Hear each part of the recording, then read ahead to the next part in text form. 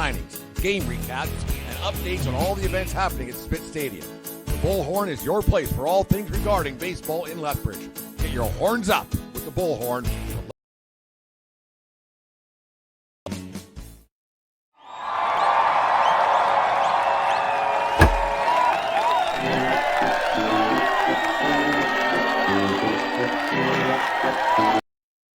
T-Bone is a busy bull these days, so please give him a hand keeping Spit Stadium clean by using the Ability Resource Center's recycling bins located throughout Spit Stadium. Ability Resources is the official recycling depot of the Lethbridge Bulls and Spit Stadium.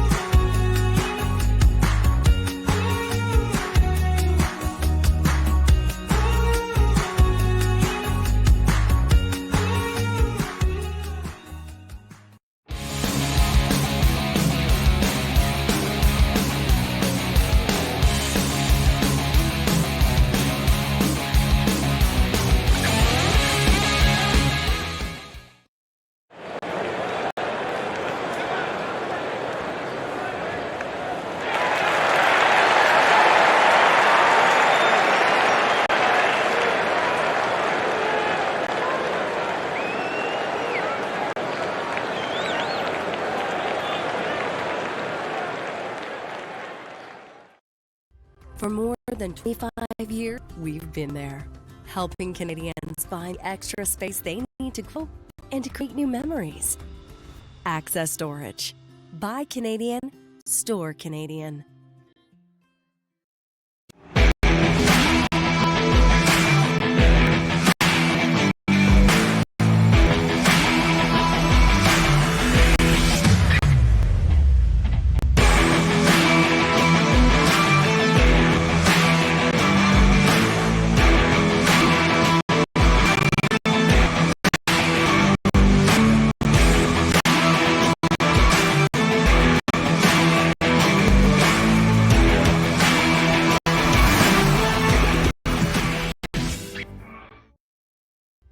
For more than 40 years, we've been there, helping Canadians find the extra space they need to grow and to create new memories. Sentinel Storage. Buy Canadian, store Canadian.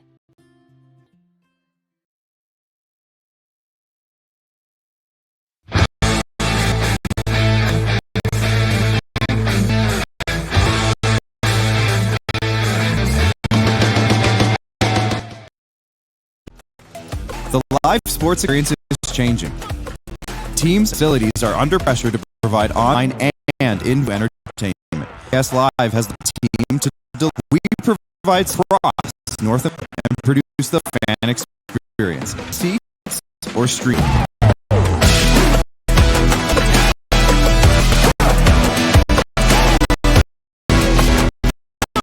Yes Live bring you the best in the house. This summer, there's only one place to be at Spit Stadium. You can sit here, or here. You can sit here, Or here. But here, get your Bulls baseball on and come experience baseball all summer long. It's going to be unbelievable.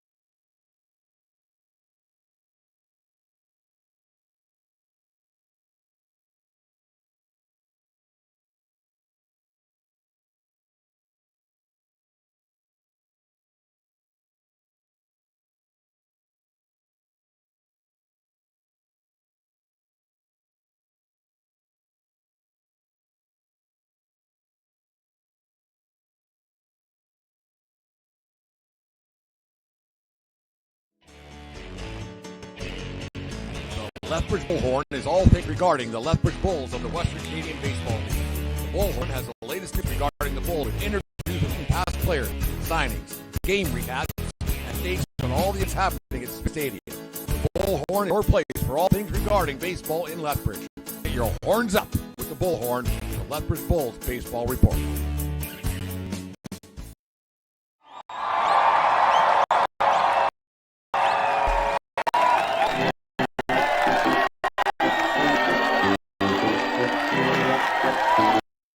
T-Bone is a busy bull these days, so please give him a hand keeping Spit Stadium clean by using the Ability Resource Center's recycling bins located throughout Spit Stadium. Ability Resources is the official recycling depot of the Lethbridge Bulls in Spit Stadium.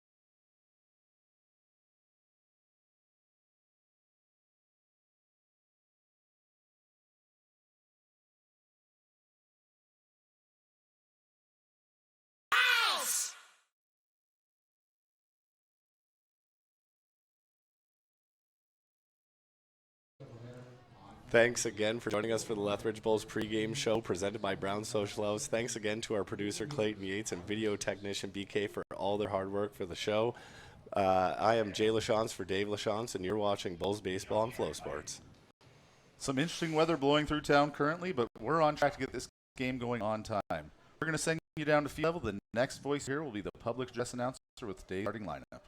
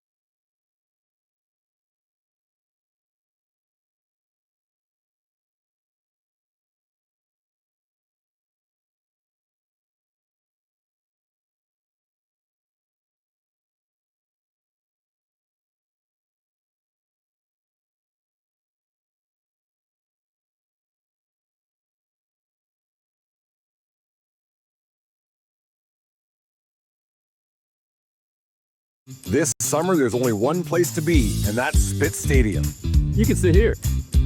Or here. You can sit here. Or here. Or even here. But not here. Get your tickets now at bullsbaseball.com and come experience Bulls baseball all summer long. It's going to be unbelievable.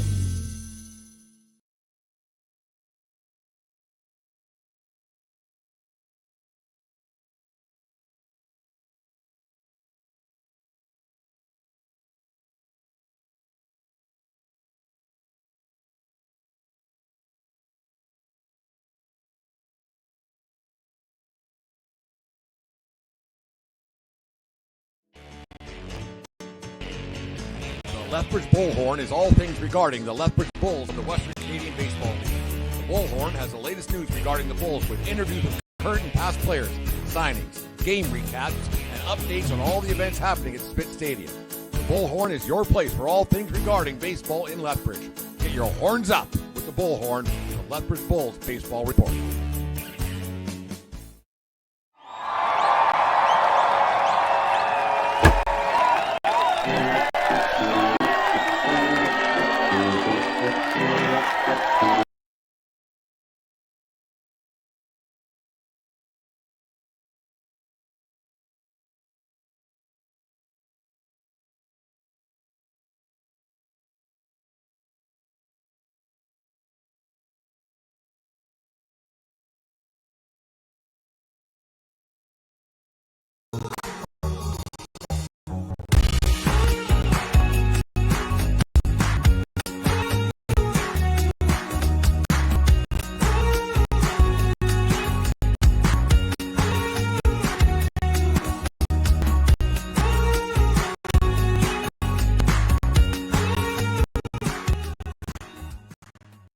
T-Bone is a busy bull these days, so please give him a hand keeping Spitz Stadium clean by using the Ability Resource Center's recycling bins located throughout Spitz Stadium.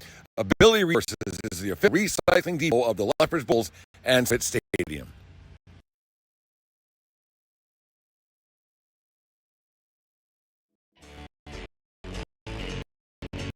Lethbridge Bullhorn is all things regarding the Lethbridge Bulls of the Western Canadian Baseball League. The Bullhorn has the latest news regarding the Bulls with interviews with current and past players, signings, game recaps, and updates on all the events happening at Spitz Stadium. The Bullhorn is your place for all things regarding baseball in Lethbridge. Get your horns up with the Bullhorn, the Lethbridge Bulls Baseball Report.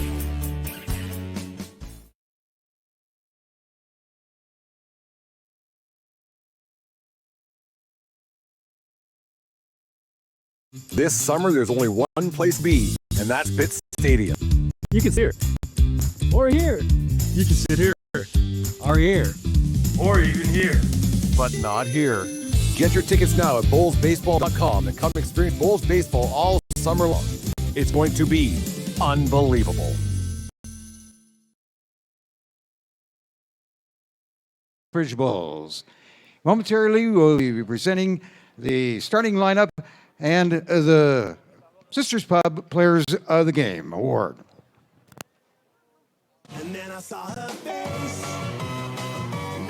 Hello and welcome, everyone. How are we doing tonight?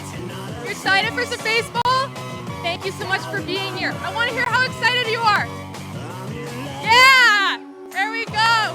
Woo! Thank you so much. Hopefully the weather holds out for us tonight and we can keep that energy up all night long. Back up to you for the lineup. Thank you, Tia.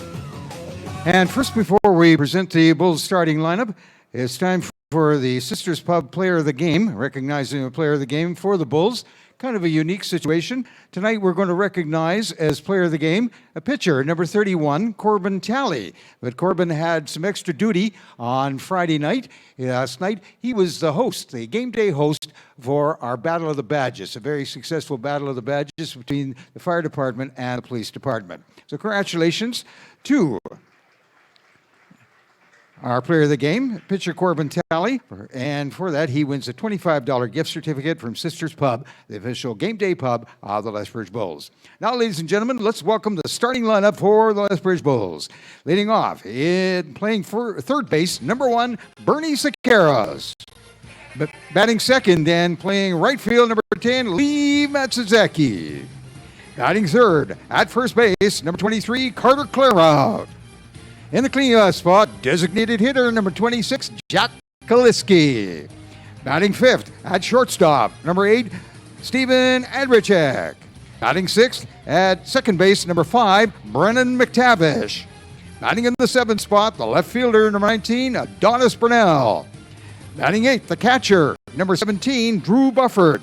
Batting ninth is the center fielder, number 7, Jalen Ryan. And the starting pitcher for the Bulls tonight is number 4, Levi Abbott.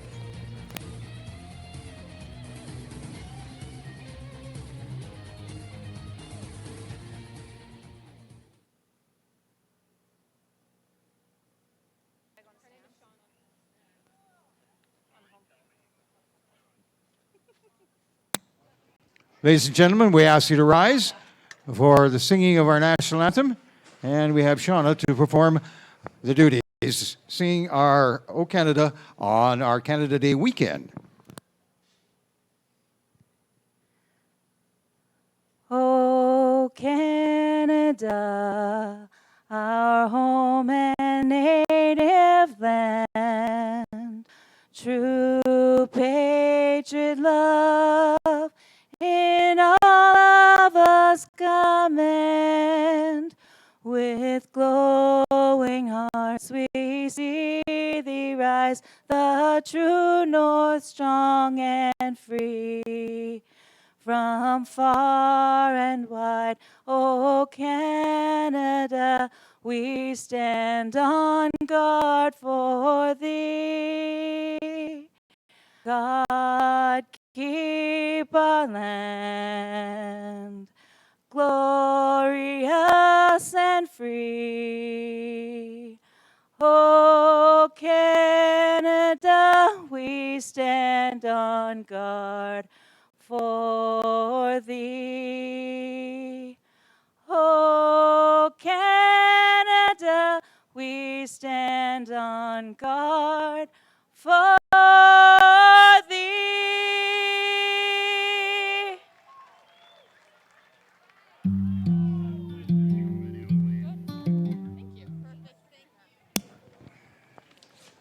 Umpires for tonight's game: at the plate, Peter Wall; at first base, Cody Nelson; at third base.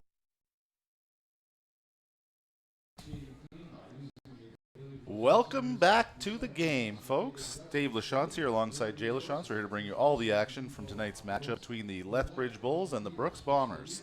And Jay, looks like the weather is going to pass us by. It's a typical Lethbridge day where it gives us a little piece of you might have to change your plans. But then it just says, no, you're fine here. You just got to wait it out a little bit longer. Absolutely. I think we've seen that flag flying at every angle since we arrived for the pregame show. But it's blowing out to right now. A pretty good clip. And hopefully that plays well into Levi Abbott's hands as he gets ready to take the mound tonight. Yeah, the wind blowing out definitely makes it enticing as a hitter for sure. But excited to see what Levi can do out there on the mound trying to hold these Bombers at bay. You can't do much better than he's done so far in his 3 starts this year. 20 innings pitched, only, I believe, 1 earned run, a 0.45 ERA. Yeah. He's only let up 4 hits on the season. Well, like we were talking about in the pregame, Dave, he's a tall guy. He's got good velocity. He's got good movement on his pitches, so he makes for an uncomfortable at-bat for a lot of people. Well, I'm sure looking forward to seeing what he can do here tonight. Yeah, this is my first time watching him live, and, yeah, like you said, excited to see what he can do. Absolutely. So looks like we have one more warm-up pitch to come here, and we'll get into the game. And to start off the first inning here for the Brooks Bombers, rather, we're going to have Ben Fischel leading off, DH Troy Morrow batting second, and Wyatt Ormond hitting third and playing right field. Yeah, with both teams being 2-2 against each other, and obviously a little bit of bad blood from the last one. Excited to see what happens out here, Dave. Absolutely. We've got a good crowd on hand to see whatever does end up happening. Yeah, definitely a lot more underneath the grandstand than out in the Charlton and Hill patio section. Yeah, and the bleachers. Not a bad idea given this weather. No, but nice to see a full crowd on a Saturday night in Lethbridge. Absolutely. And here we have Ben Fischel digging into the right-hand batter's box. Levi Abbott is looking in for a sign, and we're about ready to get the game going here. And that first pitch is in for a strike at 7:12 p.m. We are off to the races here at Spitz Stadium. The Bombers wearing baby blue jerseys over gray pants with matching baby blue helmets. We'll see what hats they're wearing. And the Bulls in their traditional white pinstriped home uniforms. Yeah, sharp-looking uniform for the Bulls, as always. Classic look. Yeah. 0-2 now here on Fischel early on. Taking his time stepping in for the third pitch of the AB. You have to. You've only been up there for about 10 seconds, Dave. Very true. Ground weakly back to Abbott. He's going to run it most of the way to first. Underhand flip to Clairhout for the first out. Yeah, nice confident start for Abbott. 3 pitches, gets the result he wants. And the leadoff player for the Bombers, Fischel, looks very disappointed with his start to the evening. Can't say I blame him. We've got number 26, the DH today, Troy Morrow, digging in for the Bombers here. He has been leading the way offensively for most of the season, and especially in the last week here. Yeah, this is the matchup that we have a nice star next to on the scoreboard, or score sheet, Dave. This is best on best. I would say so. Yeah. Evens up the count at 1-1 there with a nice pitch over the outside corner.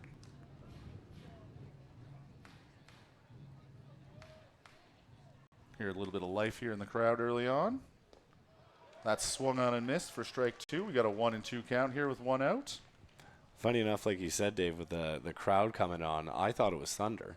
But I think that's just a testament to the crowd size we have here today. Yes, it's good to see a nice big crowd here at Spitz Stadium.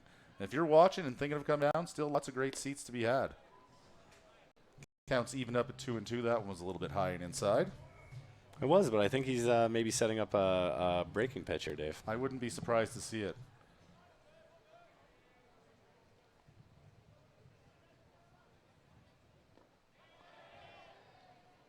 They're going to check down to third, but they say that Morrow did not go, and that'll run the count full here at 3-2. He did go away, but it was in the dirt. He did, yeah. Yeah, definitely a couple setup pitches here, assuming he's going to just blow one past him here. I still like Abbott's chances. Definitely. Absolutely. And that one's just hacked at and kind of chopped foul back to the backstop. Yeah, nice piece of hitting by Morrow there to just get the bat on one that was over the zone, too close to take. Yeah, you got to think that he would have got rung up if he'd have looked at that one, but too close to hands to really do much with either, so good piece of hitting. Yeah, like we said before, good hitter, good pitcher at the plate. That one misses high and outside, and that'll be ball 4 there tomorrow. Yeah, not the pitch that Abbott wanted, obviously, there, but just, I think, lost the release point on that one. Happens to the best of us. Yeah. All right, we have Wyatt Ormond stepping in now with a runner on first, 1 out here in the top of the first inning. Takes his time adjusting the gloves and getting dug in as Abbott looks in for the sign.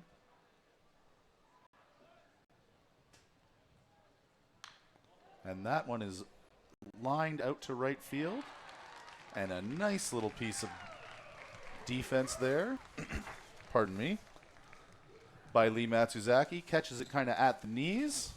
Yeah, Matsuzaki, that one was hit on a rope. And honestly, out the gate, I didn't think he was putting a good effort in on the ball, but he played it very casually, and the ball just kind of traveled right to him. Looks like he read it better than we did, Dave. I would say you're right. Yes, it definitely gave the impression that he was letting that drop in front of him, not allowing a double. Almost fooled Morrow there at first, I think, as well. He had to scramble back a little bit. It was one of those in-between plays for Morrow where he it was close enough to the right fielder that he had to be aware that he wasn't going to get thrown out at second with how quickly it came in if he didn't move enough. So with 2 outs, we've got Christian Altamirano up to bat. He is the first baseman for Brooks today, and he took the first pitch for a ball.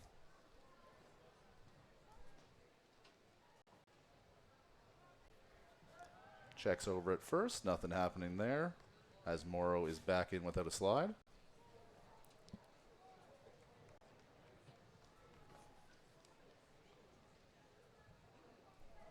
Altamirano digs in, and he's ready for the next pitch of this at-bat. And that one is a strike taken. So 1-2 here with 2 outs.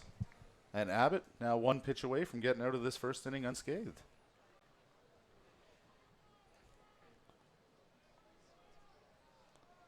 Altamirano, like you said, was the person that took a little displeasure with the pitches being thrown in the last time the teams played.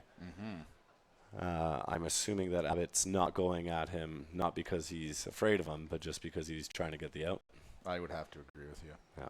We've had another shift in the wind here, Jay. The wind is now blowing directly in from center field. But the sun's out. It is.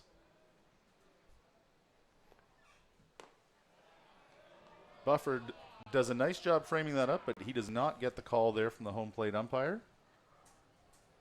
And that'll take the count now to 2-1. Abbott going the socks up look. I like that from a pitcher. I like it as well. I think it does something for the stride. Oh. You think it has like actual physical benefits? I don't know, but I feel like maybe eye level. Okay. But also just talking from a creative player standpoint. Definitely. That's what I would always do. Rare to make a creative player without high socks. Very true. You want to have all the best attributes out there. Certainly. So 2-2 now. And that swung on a miss for strike 3. So after 1/2 inning, it is a 0-0 tie here between the Brooks Bombers and the Lethbridge Bulls. You're watching Lethbridge Bulls baseball on Flow Sports.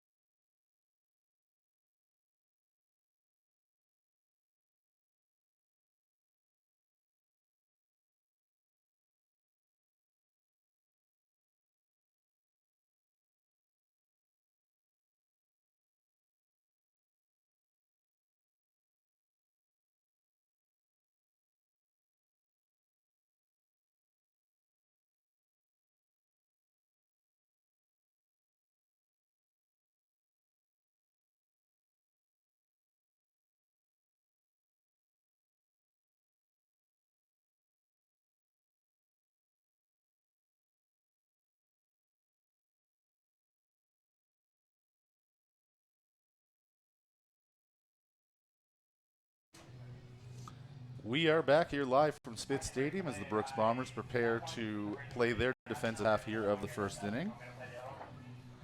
Hudson Grow on the mound here for your Brooks Bombers tonight. He has had a bit of a mixed bag in terms of his performance so far this year. 5.60 ERA, 4 starts so far. Just over 17 innings pitched. That's correct. And he's hoping for certainly to keep them under 5 runs tonight here. It's a fun Bulls lineup today with Sakaris, Matsuzaki, Clearhout, Kaliski with the 1 through 4. It's gonna be a lot of trouble for him. We're gonna find out right away. I feel like what kind of night it's gonna be. Bit of a gauntlet for any starting pitcher. Yeah, not to be discounting the bottom of the Bulls lineup either, because like we said in the last game we played against or viewed against Energy City, this can happen in any part of the lineup. Indeed.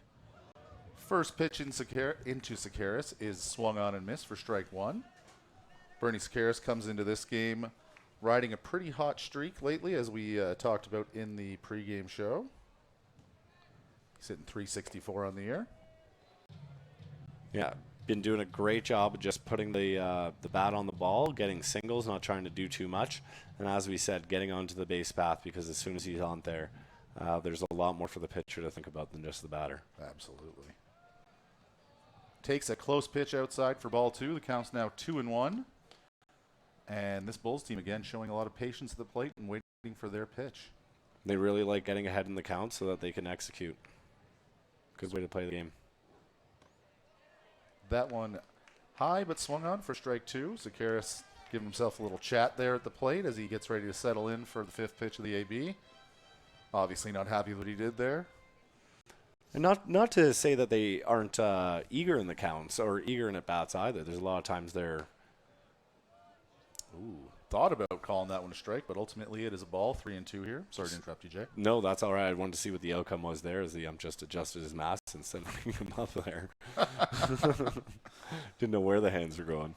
Here's the payoff pitch.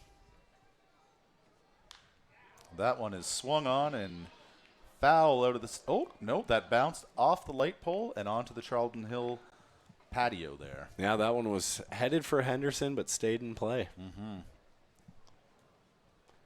Like I was saying, Dave, Bulls do a good job of jumping on first pitches when they notice a pitcher in a weak situation. That's true. Yeah. Fouls another one off there. Count remains 3-2. Good at identifying when a pitcher's just trying to get that first pitch over for a strike.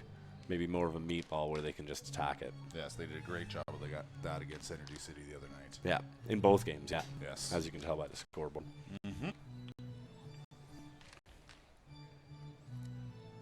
So 7 pitches into this at bat, and Bernie Sekeres having a nice little battle here with Hudson Grow. Hudson Grow steps off. And now he is back on the rubber and preparing for another 3-2 pitch.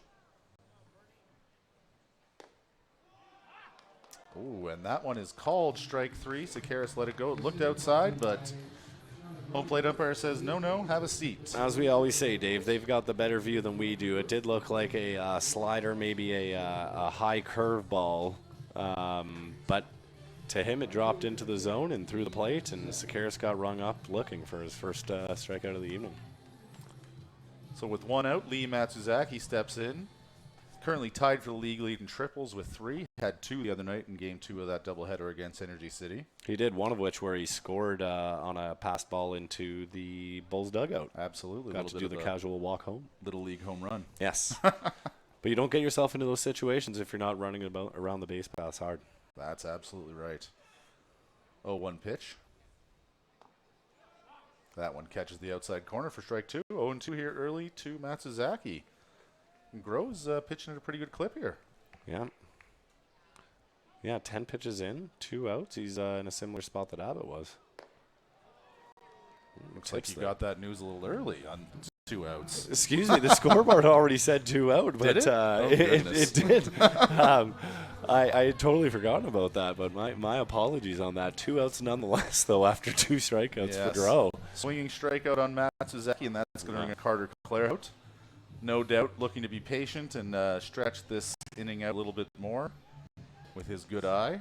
Grow doing that fun thing after a strikeout where he tipped his cap to his team, telling him, I'm feeling it today, guys. Nice. First pitch misses outside for ball 1. Well, if Grow is feeling it, I think it's safe to say Claire Hout's feeling it too. He has been on an absolute tear the last week, hitting over 500. Yes, looking extremely comfortable at the plate right now. You know when he was looking extremely comfortable was today during batting practice. Yes, I have 5 pitches, 4 of them getting over the Party City sign in right field by a long way. Count here is 1-1 to Claire Hout. And here's pitch number 3 of the at-bat. That one misses outside for ball 2. We always talk about with Claire Hout, he's got a great eye. Those borderline pitches. Very patient. Yeah, he's not going to get cheated trying to put the wood on a bad pitch. No. Good sign of that there as he checks his swing. They check down at third. No, he did not go around. And that gives him the 3-1 advantage in this count. Yeah, like we discussed, Dave. Hitter's count here. Now it's his ball game. See what he wants to do with it. Grow a fast worker with the next pitch. Misses inside for ball 4, and Clare Hout has himself a free pass, and the Bulls have life here in the bottom of the first. Clare Hout, one of those guys that almost looks disgusted to get a walk because he knows how much more damage he can do, but nice to keep the inning going, bring up another big act in Kaliski. Absolutely, and Jack Kaliski has continued his tear that began on Tuesday night with the 2 home run performance in game 1 of that doubleheader. Had one of the rare bright spots in that 24-2 loss to Okotoks the other night with another home run. And that one's hit off the handle towards third. Third baseman's up with it. Easy play to first to get him out and end the inning here. So after one full, both teams 0 runs, 0 hits. It's a 0-0 tie at Spit Stadium, and you're watching Bulls baseball on Flow Sports.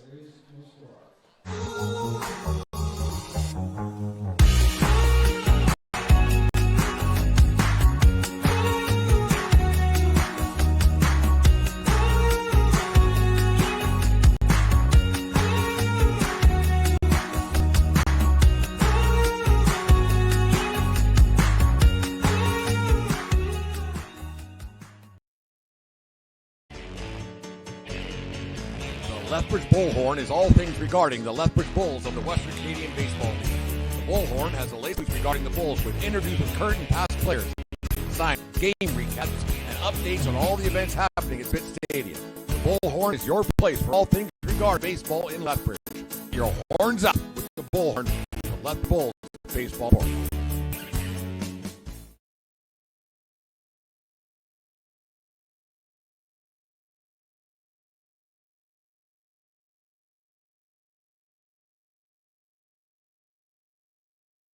This summer, there's only one place to be, and that's Stadium. You can sit here. Or here. You can sit here. Or here. Or even here. But not here. Get your tickets now at bullsbaseball.com and come expect Bulls baseball all summer long. It's going to be unbelievable. We are back here on Flow Sports. And to begin the second here for the Brooks Bombers, we're going to have Maddox Shaver, CJ Snowden, and Seth Recker. Yeah, Dave, a good pitching performance from both guys to start off the game. 17 pitches and 16 pitches apiece. Yeah, that's not a bad number to be at. You know, you're pitching about 15 pitches an inning. You're setting yourself pretty well to go 6+. Yeah, no, that's the spot you want to be. Put your team in a position to win. Mm-hmm. Yeah. And yeah, minimal damage for both with just one base runner apiece. One base runner apiece, yeah. And both on all walk. That's right. Abbott has the sign and deals this pitch. That will bounce in front of for ball 1. In early action around the league here, we got Saskatchewan big lead 9-0 this and had already. Oh, the Berries. Yes. That one's fouled into the right-hand side, and that is going to get into the kids' play area there. Matsuzak attempted to make a plant, but that was a 20 feet. He had a good run, but that licensing, I don't know if there was anything to do with it. But if you look at how that flag, it still is blowing more in from center field, yeah, but it has periodic turns out toward right field. So you got to imagine everything's tailing out that way. Yeah. One of those ones where you don't want to look silly not moving it if it ends up dropping fair. Very true, very true. And that's third pitch of the at-bat. Misses inside for ball 2. 2-1 here to Shaver.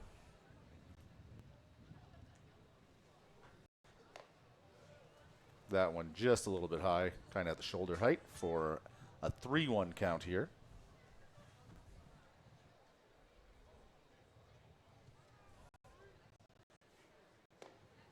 And that's a great pitch to come back there. Yeah, tell of a good pitcher having something with a bit of movement on, you can throw over the plate, fool the batter, and know he's going to get good results from it back into the count. Yep. That one is grounded up the middle and just gets past McTavish, or Andrewczyk rather, there at short. Well hit ball, a little bit of movement, bounce just over as he tried to make a sliding stop. Yeah, it looked like one he was going to be able to make a play on, but took a nasty hop right as he dove down to trap it, Dave. And good by the center fielder getting it in to hold the batter to one bag. Mm-hmm. As previously mentioned, that just the 5th hit allowed by Abbott this season. First of the ball game. And now we have CJ Snowden, left fielder, and as a second hitter of this inning with the runner on first. Shows bunt. And that goes under his bat for strike 1.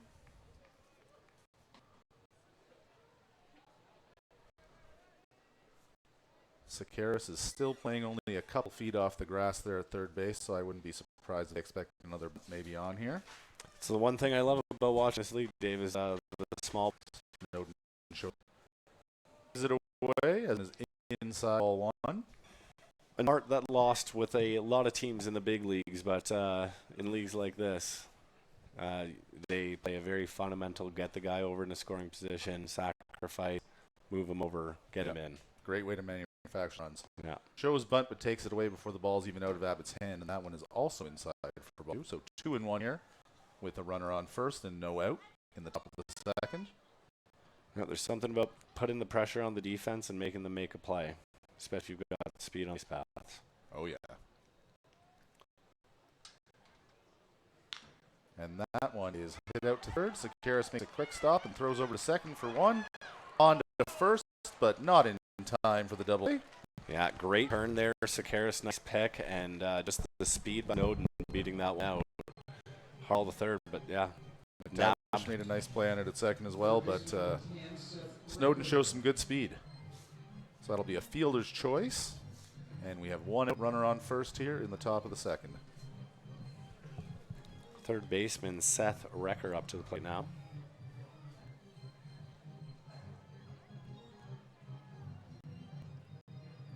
Abbott up to 26 pitches now, 10 on the inning. Still just one hit. Oh, and they pick him off there at first, and the crowd loves it. That was a nifty little turn over to first, Dave. Quick spin, perfect throw over to Calhoun at first, or sorry, Clearhout at first, and just nothing they could do. I'd say that Snowden didn't see him coming. No, he, and honestly, that's a testament to the throw. I don't think he was sleeping. He got a good result on it. It was just a perfect throw over by Abbott. Absolutely. So now 2 outs here, and his pitch count's looking a whole lot prettier. 1 strike so far to Reck. Yeah. That one swung on and flied out to right field, and that one is also going to tail foul into that bleacher area sides of the kids' play zone. Very similar to the last foul ball out there, and Matt says he's tracking those. I don't think anyone's going to be sneaking one in on the line on him today.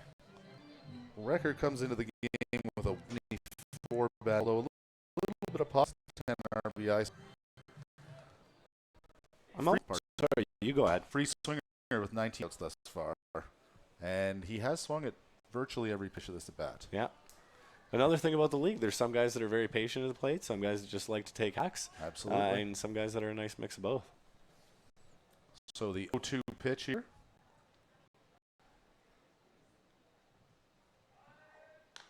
And that one is grounded to first. Clairhout makes a nice play on it. Underhands to Abbott to get the third out.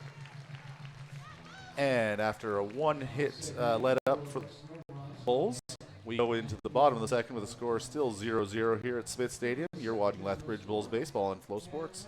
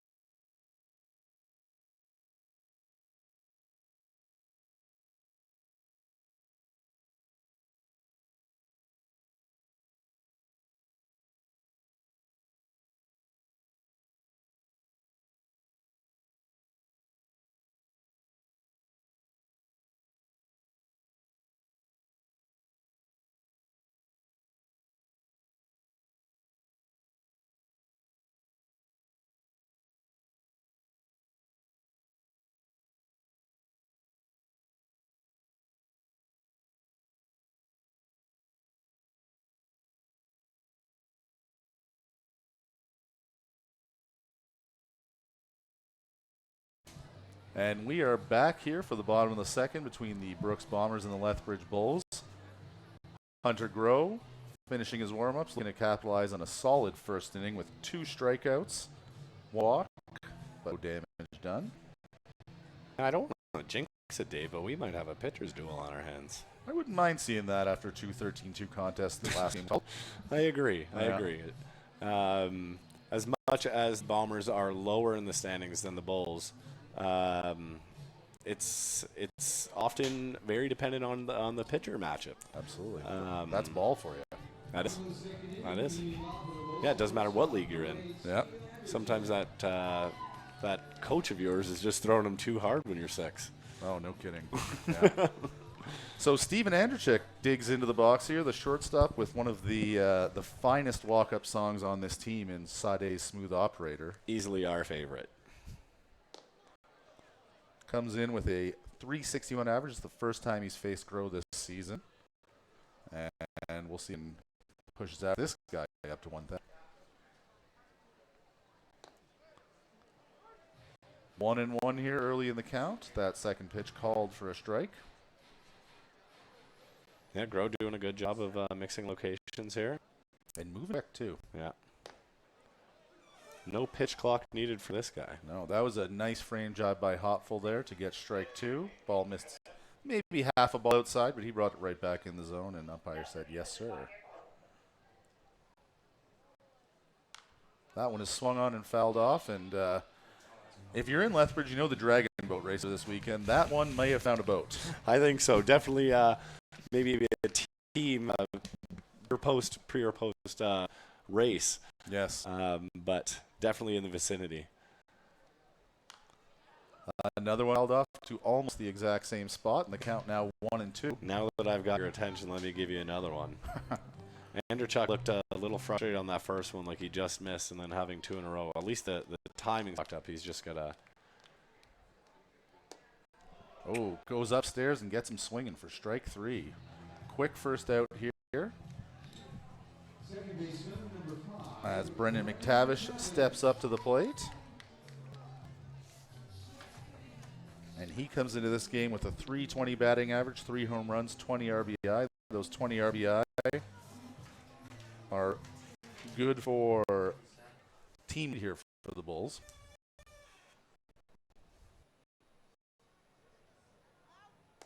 And that first pitch misses well outside for ball 1.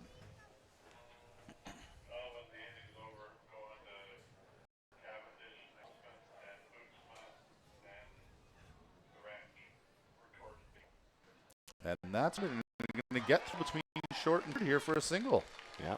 Good Nice piece of hitting by McTavish there. You took the word right out of my mouth. Love seeing a hitter can just find a hole on the opposite side of the field, take an outside pitch and just drive it and get your base. And Yeah, didn't hit it the hardest, but he hit it in the right spot, and sometimes that's what matters. Yep.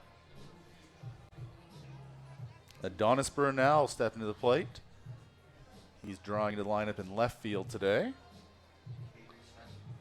And let's see what he can do with a base runner on. McTavish takes a healthy lead off first base. Burnell takes it away quickly, but that's called strike. Hopful hopped up quickly like he was going to try and catch McTavish there at first. I like what he's doing. He's taking the signs from the coach, relaying them to the pitcher. Clear that somebody on the inside is calling this game for him. But he's controlling the pace behind the plate for Grow, that's for sure. And that pitch missed inside. Burnell actually having to hop out of the way. Dropped briefly in front of Hopful, but nothing happening there with the base runner. 1-1 pitch. That slapped to first and past the first baseman into the corner. And that's going to be a double for Burnell, and McTavish is getting waved around third with hopefully the first run of the ball game. Cut off by the pitcher, and that indeed will be the first run of the ball for the Lethbridge. Yeah, nice hard Burnell. Firstman couldn't get a glove on it. And that's the difference that a nice play on first can be, like Claire had on in last inning. Not as hard to hit ball, but keeping it in front of him, doing a nice job there, keeping the runner from getting all the way around from first. Definitely. Drew Bufford stepping in now as the Bulls are first on the board here, and he's got a runner on second.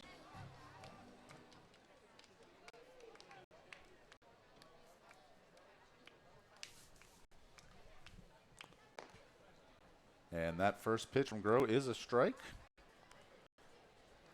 You can see after that first round, the crowd has picked up a little bit. A little more energy chatter. It's fun when the home team does well on a colder night. Keeps you a little bit warmer. Absolutely. That one hit down the first base line as well. Just about a foot foul. Right by that first base bag. Yeah, that one would have been trouble, Dave. That would have been trouble, definitely. Yeah, almost the carbon copy of the last one where you're getting a double and an RBI.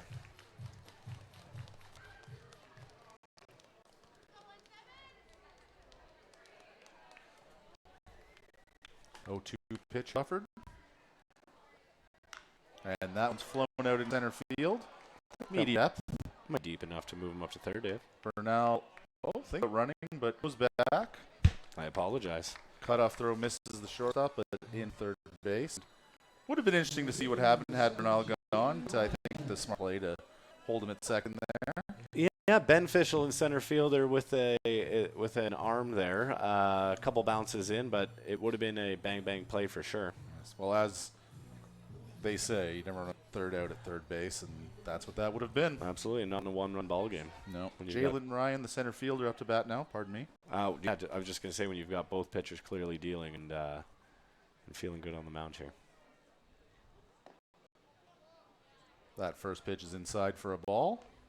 So a 1-0 count here early on Ryan in what is now a one-run ball game. 1-0 for the Bulls here in the bottom of the second.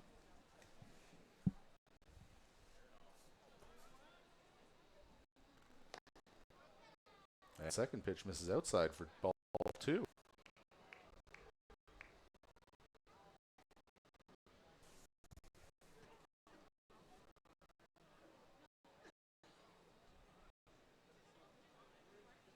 Bernal's taking a good lead off second base. And that third pitch misses upstairs for ball 3-0 here to Ryan. Should he reach base, Bernie Sekeres is waiting in the on-deck circle. Yeah, good position for the Bulls. Has all the potential to turn into a big inning.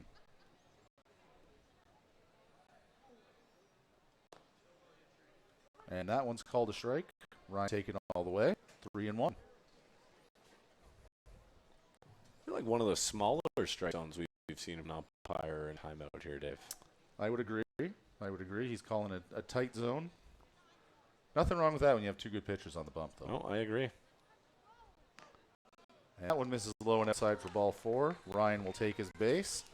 And Sekeres will come up here with 2 on, 2 out here in the bottom of the second. The other thing to cheat the hitters. A lot of these guys are very patient, good eyes. You don't want to get them in a situation where they don't deserve to be in.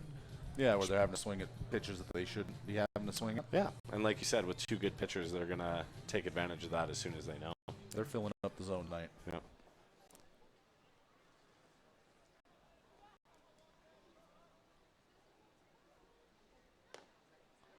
That first to Sekeres is a strike, so we're 0-1 here with 2 outs. Another reason to have Harris at the leadoff, like we discussed, Dave. A lot of at-bats. A lot of at-bats, yeah. Yeah, already his second at-bats in as many innings. Oh, and that one's called a strike on the outside corner. I'd love to see him hit a single right up the middle here. I think that would give Bernal a good chance to score and obviously keep this inning going. Yeah.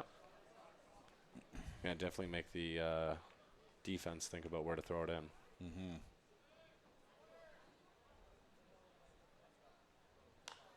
That one is popped out to shallow left. And the left fielder, Snowden, makes a nice diving catch to end the inning here. So, after 2, we have the score: the Bulls 1, the Bombers 0. You are watching Lethbridge Bulls baseball here on FloSports.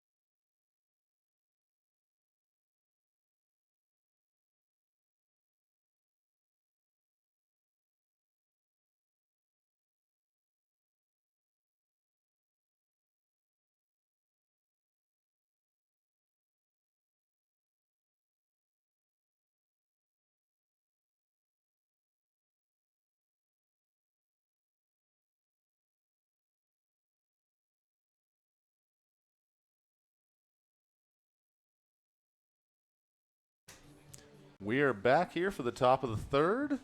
Levi Abbott finishing his warm-up pitches, and I think you can hear the noise from the grandstand fans. Carly Ray Jepson, pardon me, has called me maybe playing. And Jay, do you know what Carly Ray, Levi Abbott, and you and I all have in common?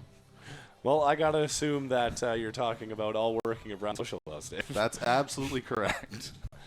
Yeah, Levi Abbott recently been hired to work on the south side. Excited to have him part of the team. Seems to be as good of a person as he is here. Fantastic. So as we move into the third here, the score is 1-0 in favor of the Lethbridge Bulls. They'll have their 1 run on 2 hits. The Bombers 0 runs on 1 hit.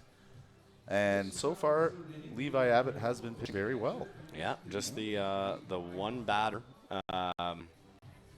that's kind of got on. That's been an issue for him. Otherwise, he's clean through the lineup, going 8-9-1 here. And with Kai Hopfel, the catcher, up to bat, he takes the first pitch and flies it out to center field. And that is a lovely diving catch by Jalen Ryan. Yeah, Jalen Ryan saying, I can make diving catches as well. I dare say his was a little bit better. The dive seemed a little bit more pertinent. I was going to have to agree with you there. I would say something I'd like to introduce to our broadcast is, Jay, you're the king of diving for balls. Unnecessarily diving, absolutely. The unnecessary dive meter, I would say, was about a 7 on the play of the last inning, and like a 1 on that one. He needed to dive to catch that. Needed to get that, yeah. I think even a few Bombers were trying to claim that he trapped it, but clearly didn't. Made a great run, great read, and great catch on the ball there. That brings J.R. Bedford, the shortstop, up to bat here with 1 out. And it's quickly 1-1 here in the count. Saw a lot of fans making the move to concession stand in between innings there. Yeah, I was wondering if it's a every 3 inning type thing.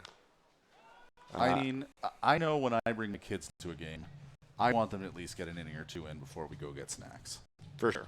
Yeah. Yeah, feel the atmosphere, get your seats, know where they are, get acclimated. For sure. Yeah, I agree, Dave. Well, and ball games have a rhythm. Generally, the first couple innings, stuff happens. They're excited. Players are nervous. There's going to be more stuff going on. The middle innings, not always, but by and large, tend to be a little more calm. Yeah, that's where a lot of people settle in, much like Levi Abbott has with his 4th K on the day, Dave. And that was J.R. Bedford going down with strikeout there. So 2 outs here very quickly in the top of the third. Oh, excuse me, Dave. I think that's only his 2nd strikeout of the day for Oh. Levi. Well, he's being efficient no matter what he's doing. I agree. Bunt shown there by Fischel, but to the away, and that's a ball low away.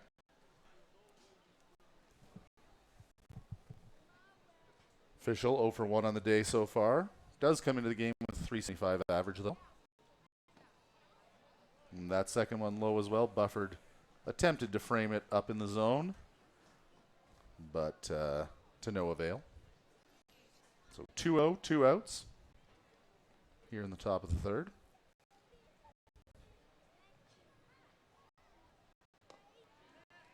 And that one catches the inside corner for strike 1.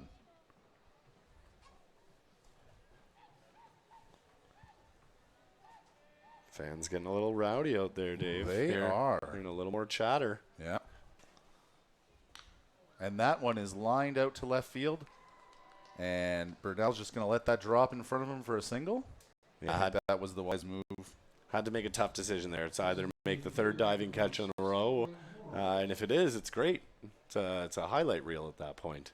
It started very low, though. Like, I feel like he would have had time that dive perfectly even to have a shot at the ball, ideally. And not that I'm the biggest doubter for catches out there or the best outfielder by any stretch, but you want to be catching it when it's about a foot or two off the ground, yes? I think with 2 out and Levi Abbott on the mound, you don't want to be missing that ball and having that runner get into 3rd base or even getting all the way around with how big that outfield can get. So fair.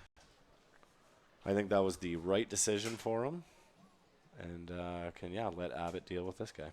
So with 2 outs and a runner on, that's Troy Moreau, the DH in. Abbott tries another pickoff move there at first, but Fischel is back in under the tag.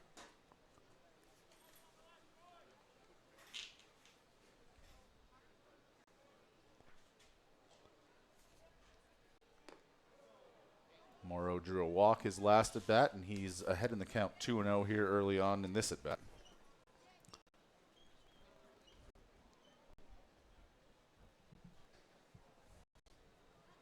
Yeah, as we said in the pregame, Dave, this is the play to watch for the Bombers. That third pitch misses high and outside for all three.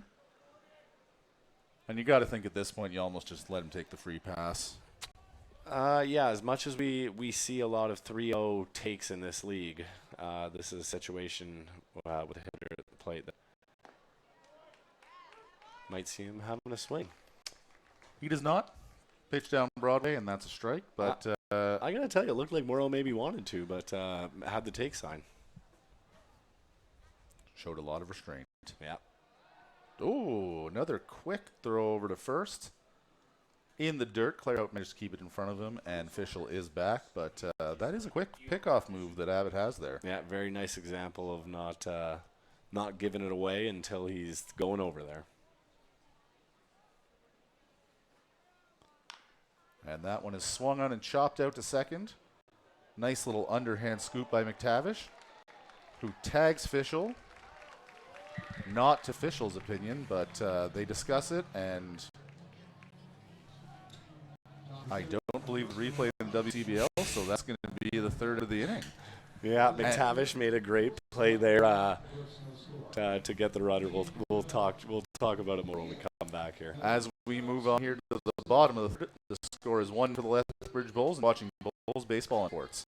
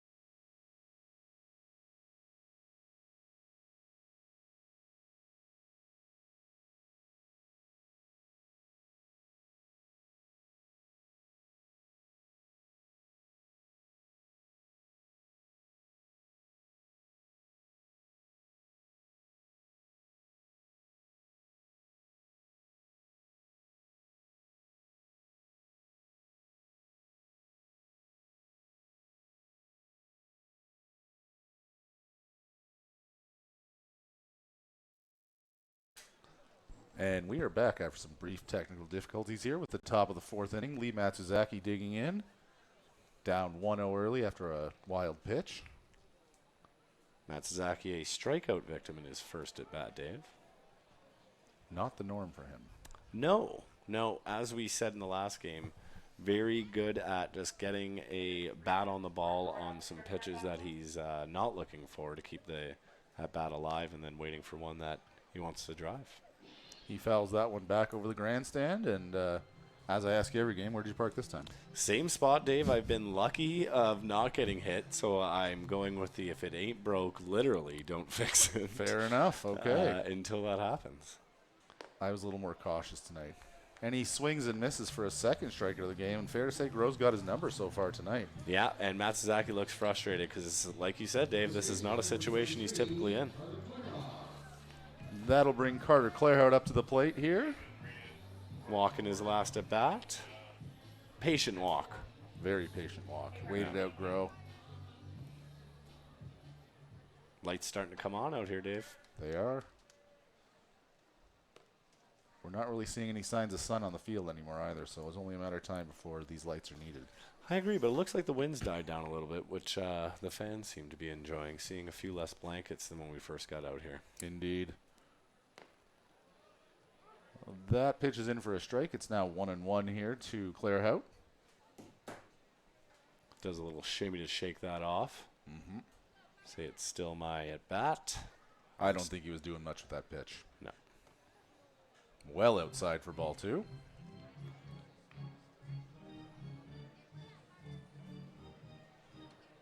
And as Clarehout takes his time stepping in. Oh, Grow is fast to the plate here. And that is a strike to even the count at 2-2. Mm-hmm. Like you keep saying, he's keeping a good pace. He is. Yeah, halfway through third here, Dave, and I believe we started at about 7:15. 7:12, if I'm not mistaken, but nevertheless, we're doing a good pace here. Yeah. Looking at Kaliski on deck, I was unsure if he broke the bat on his last at bat with that pitch in the hands, but it looks like he's got the same piece of lumber out there. Fantastic. Don't want to see a guy lose a bat when he's hitting the ball the way he is lately. Yeah. Speaking of losing a bat there, Clarehout breaks his bat on the way back to the dugout to get another piece of lumber. Says this one's not working for me. Let's grab a new one. Switches from a red bat with a white barrel ring to an all-black bat with white tape. Yeah. Love to see the little quirk superstitions of an athlete. Well, I'm assuming he must have just snapped a little piece off it. That's why he snapped it over his knee. Like, he's a strong guy, don't get me wrong. I have no doubt he can snap a bat over his knee. But that foul ball wasn't so bad that it required a bat break. And he patiently draws another walk here to get on base for the second time this ball game. Maybe something we'll have to ask him, Dave, if we can have him up for an interview one time. That is one of the players that's on my list. Love to have an opportunity to chat with Carter. And that'll bring Jack Kaliski up to the plate now. 1 out, 1 on. And clearly the fans here love his walk-up music. Fun fact about that band, The Outfield. They're actually from England, and their original name was the Baseball Boys. Really? Yes. Oh. Their producer, when they started recording in America, told them to change to The Outfield because the Baseball Boys sounded lame. Huh. Yeah. And was this around the same time as the Beach Boys, where everyone was kind of doing boys in their name? No, I'd say this is more like mid to late 70s. Okay. That one is fouled down the third base line here. 1-1 on Kaliski with 1 out. Well, whoever their manager was, they were correct. Yes. Yeah. They didn't even know what the outfield meant. Incredible. Fun story. Yeah.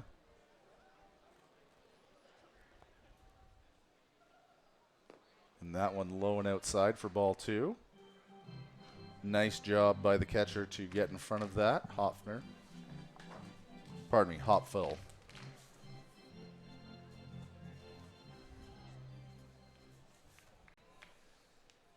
And here comes the 2-1 pitch. That one in for a strike. Kaliski not offering at it, waiting for something that's a little more in his wheelhouse. Like we said, Dave, that's this middle lineup. They're patient. If you're not throwing the pitches over the plate, they're not going to offer at it. Ooh, he swings on an outside pitch, and that is the second strikeout of the inning for Grow, the second out of the inning for the Bombers. And that's going to bring Steven Andrushik up with 2 outs, 1 on here, and a 1-0 ball game in favor of the Lethbridge Bulls. Yeah, I had to bite my tongue a little bit on that one, Dave. That is probably the furthest out of the plate or off the plate I've seen Kaliski reach for one. I think he was maybe setting up for something a little different. I would have to agree with you there. Quick pitch out, or throw down to first from the catcher Hopful. But Clairhout is back in time. And that pitch also a strike, so 0-1 here early on to Andrzejczyk.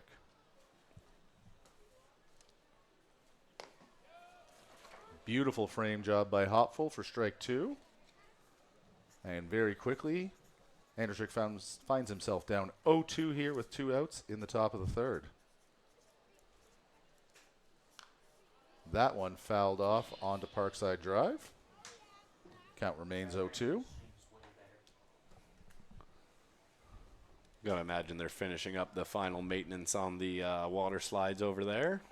I saw some cars in the parking lot, although I guess that could have been due to the Dragon Boat races. That one's grounded out to second, gets past the second baseman Shaver and into right field, bobbled by Ormond, and that's going to allow Andrzejczyk to advance to second, Clairhout to go to third, and with 2 outs here, Bulls showing some more signs of life. Yeah, another tough hop on the infield there as the second baseman was trying to dive for it and just went right over his glove. Not sure if it was a timing thing or a bad hop thing, but either way, it allows Clairhout to get over to third and Andrzejczyk to get to second. And that one is called a double by the official scorer for Brendan McTavish.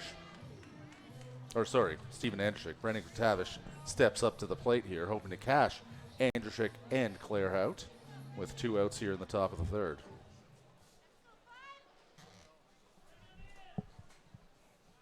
And that's got to hurt for Groh to be that close to getting out of the inning and then having that happen. Yeah, and honestly, not the type of play that I think he's going to be looking at the second baseman and saying, hey, you should have had that. No, just a hop. But not the result he was looking for with where he was in the inning. Yeah. Yeah. Yeah, one where you expect an out, but you're not surprised if it bounces over a glove, I think. Yeah. 1-0 pitch. That one is fouled into the netting here. Yeah, they like to call those seeing eye singles. Yes, indeed. Yeah. Ground ball with eyes. Brendan McTavish had a nice single in his last at bat towards the shortstop. It was actually the play that hopped over his glove as well. That's right. And the 1-1 pitch is also grounded out towards short. This time Bedford is up with it. Over to first. The play pulls Altamirano off the bag, but he makes the tag, and that's the third out here in the bottom of the third, rather. As we head to the fourth, the score remains Lethbridge Bulls 1, Brooks Bombers 0. You're watching Lethbridge Bulls baseball on Flow Sports.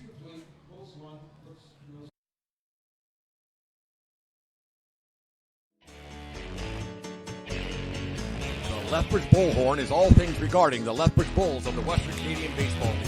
The Bullhorn has the latest news regarding the Bulls with interviews with current and past players, signings, game recaps, and updates on all the events happening at Spitz Stadium. The Bullhorn is your place for all things regarding baseball in Lethbridge. Get your horns up with the Bullhorn, the Lethbridge Bulls Baseball Report.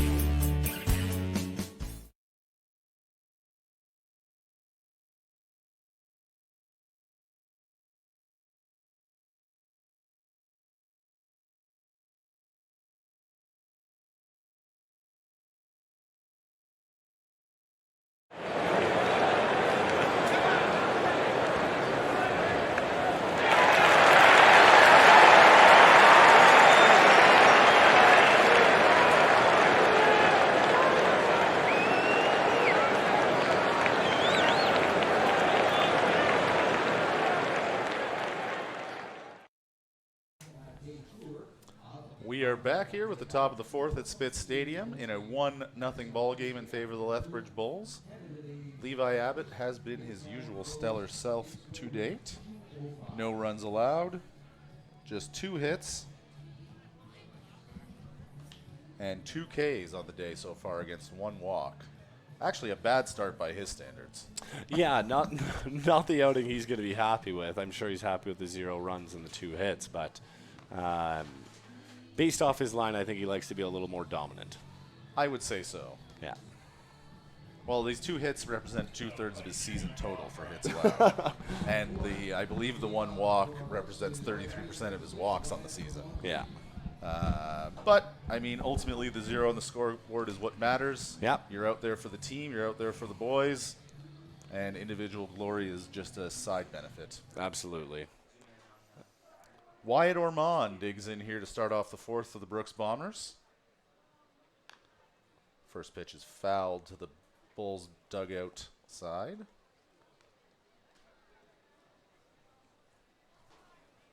And stay tuned in between halves of the inning here. We're going to have a interview of one of the Bulls coaches here by Taya. You won't want to miss that. Here comes the 0-1 pitch. That one outside but swung on. I think it also bounced. Yeah. Yeah, nice change up there by Abbott. Ormond hard hit ball to the right fielder in his last at-bat, but it was the one that was played perfectly. Yes. And he is rung up looking there. Nice little pitch on the outside corner. Bufford brings it back into the zone, and he is given the strike. And that is 3 strikeouts now for Levi Abbott, and 1 out here in the top of the fourth. As Christian Altamirano steps up to the plate. Strikeout victim in his first at-bat, Dave. This is a spot where Abbott can get into a real groove. Indeed. I'd love to see it.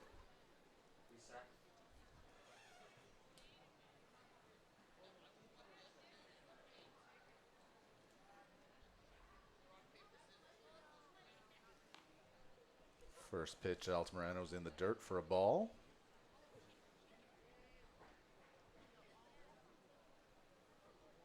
And the sun has reemerged. Swung on and missed for strike one. Yeah, it's at that weird time, though, that it might be causing some issues for a few players here. This is the spot we saw where it became difficult for the first baseman to see those throws over from the pitcher. Yes. Clairhout's already shading his eyes, but he has not gone to putting on the sunglasses, so it must not be too bad. That one bunted foul by Altamirano to run the count to 1-2 here.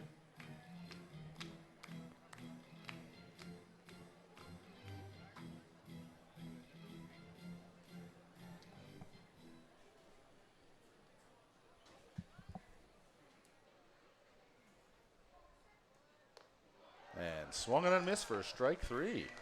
And I think Abbott's getting into that groove you were talking about, Jay. Absolutely. Love to see it. That's why we came to the ballpark.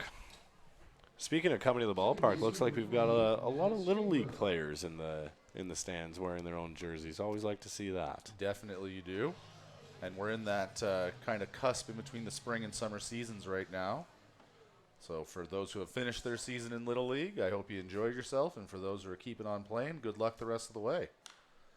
That first pitch is popped foul out of play to the right side. And is actually going to get out of the ballpark and dribble onto Parkside Drive. Not many that we've had the ability to see the kids run for him yet, Dave. There haven't been many yet today, no. Which is a shame with all the kids in the stands. Kids in the stands, absolutely. Definitely. 0-1 pitch here. That one's lined out to right field and is going to find the gap. Cut off nicely by Matsuzaki, who gets it quickly into McTavish at second. And that's going to hold him to a single there for Maddox Shaver. Yeah, I thought that was going to be a gapper off the bat, but Matsuzaki, good job getting over, cutting it off, and getting it in quickly while he was just rounding first base. He took a great route to the ball. I think he realized pretty early on he wasn't going to get to catch it. Yep. And focused on limiting the damage. Yeah, 2 for 2 for Shaver tonight now. C.J. Snowden stepping in here with 2 outs and 1 on here in the top of the fourth. Hit into a fielder's choice and then was picked off in the first or second inning, Dave. That's right. And that first pitch to him is high and inside for ball 1.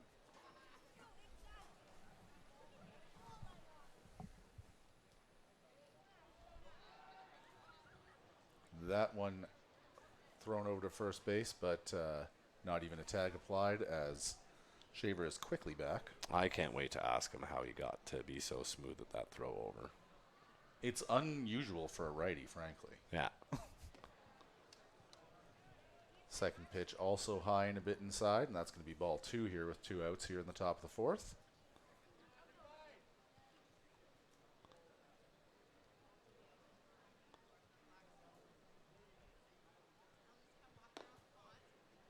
That one over the plate, but still a little bit high, and that's going to go 3-0 here now. So Snowden finds himself in the driver's seat of this at bat. And if I'm Levi Abbott, I'm hoping to put something hittable over the plate, induce a ground ball, and get out of this inning right quick. Yeah, getting to those middle innings, Dave, this is where you have to start being a little more weary with leaving those 3-0 pitches right over the middle. Definite. Well, that's true, yes. Abbott quickly over to first, but again, Shaver back in quickly. Sooner or later, the coach is going to give you the red light, the green light, and someone's going to do some damage. Snowden apparently did not have the green light that time, and the count's now 3-1. But yes, I agree. If you're going to allow a lot of 3-0 counts, eventually you're going to get burned on that 3-0 pitch. Mm-hmm. That one popped back towards us, hits off the top of the netting. So now the count's 3-2. And just like that, we find ourselves with a payoff pitch. Chance for Levi Abbott to get out of this inning with still goose eggs all on the scoreboard. Yeah, and Shaver will be off the pitch, off first.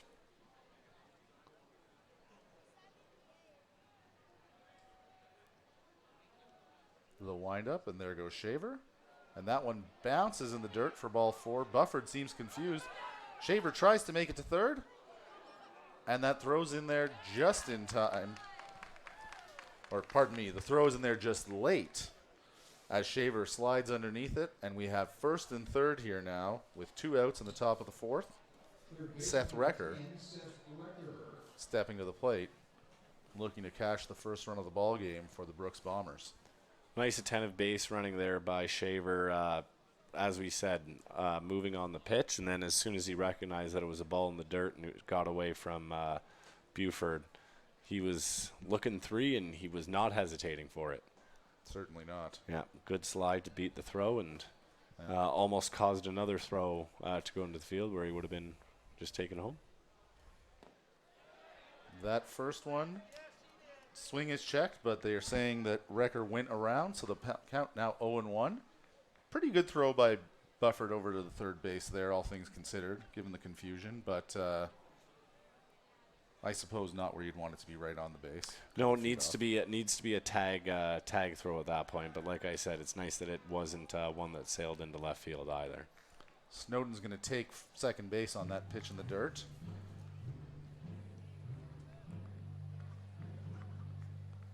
It appears it was waved at by Recker, so count 0-2, but runners second and third now. Nice to see what Abbott does in the driver's seat here to get out of the inning.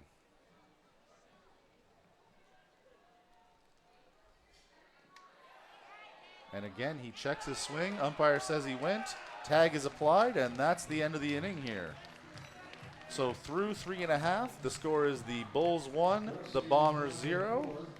And we're going to throw down to Taya on field level for an score. And we are going down to field level. Taya, you have a guest with you there, do you? All right, I'm here on the field with Carlin Dick for the Browns Social House Mid-Game Report. Carlin, put Thursday to bed, train wreck from start to finish. What did you tell the team after the game? We didn't tell them much, just to regroup and be ready to go for the next game. All right, a lot of games in the next couple of days. Guys get a little banged up from here and there. How are you keeping your players focused and on track? I think the biggest thing is to enjoy the summer. It's a long summer, and have fun playing the game because it's a long summer. Like I said, you got to have fun doing it. All right, and last season, team MVP Jack Kaliski's bat was heating up. 3 home runs in the last 3 games. How important is Jack to the Bulls' success? Extremely important. You got a guy like that that can leave the yard at any part of the field. It's really important for us, and hopefully he keeps it up. Okay, thank you so much.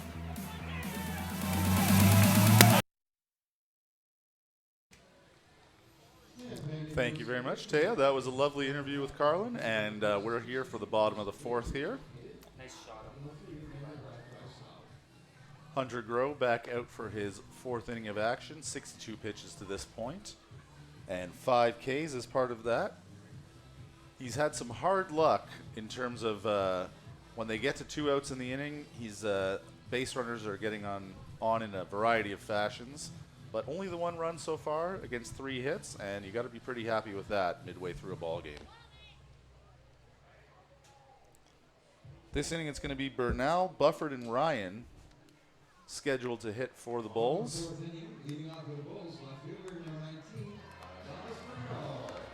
Bernal had a nice double last time up to the plate, and he'll hope to do a little bit more of that this time around.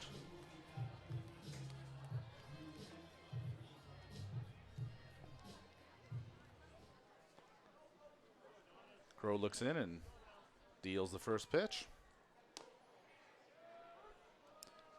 Bernal appeared to think that was inside, but that is called a strike by the home plate umpire here. We're 0-1 early in the count.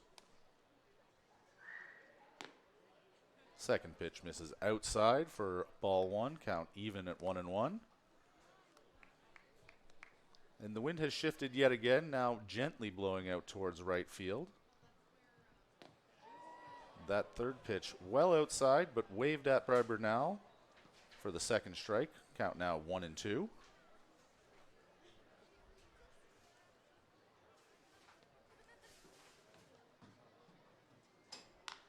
And that ball's grounded towards shortstop.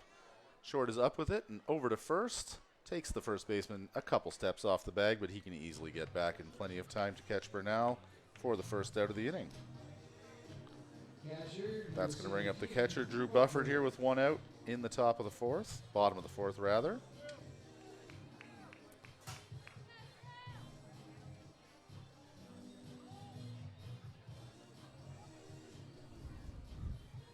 Bufford flew out last inning.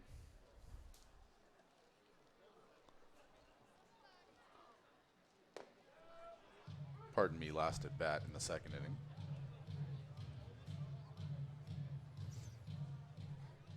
And his first pitch is a strike. That second pitch swung on and missed. And Groh continued to go to that breaking ball that just goes to the outside corner for a right-handed hitter. And most of the righties on the Bulls here seem to be getting fooled by it. Now that one misses all the way into the left-hander's batter's box, and no one fooled by that as the count goes to 1-2.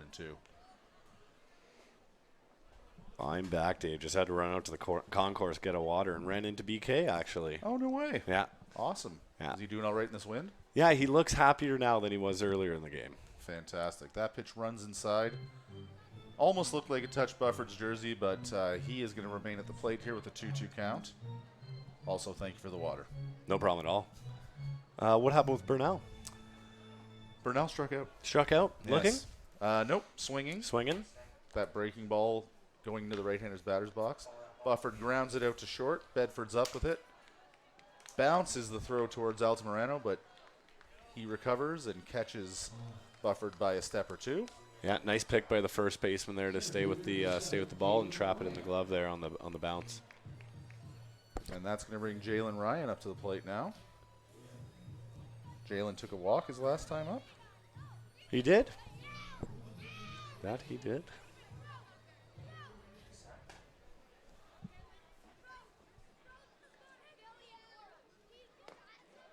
And that first pitch is a strike on Ryan. Good atmosphere out there on the concourse, though. I was talking to the ladies at the shack, and they said it's nice and busy out there, and everyone's in good spirits despite the weather. Fantastic. Yeah. Well, that foul ball from Ryan sends a bunch of the Bulls players scattering as it bounces off the facing of the dugout. And again, I say, if you're going to have a wall, why stand outside of it? That one popped out to second base. Going to be no problem for Shaver. And the Bulls go quickly. 1-2-3 here in the bottom of the fourth. As we head to the fifth, the score is 1-0 in favor of the Lethbridge Bulls. And you're watching Lethbridge Bulls baseball on FloSports. For more than 25 years, we've been there, helping Canadians find the extra space they need to grow and to create new memories. Access Storage. Buy Canadian, store Canadian.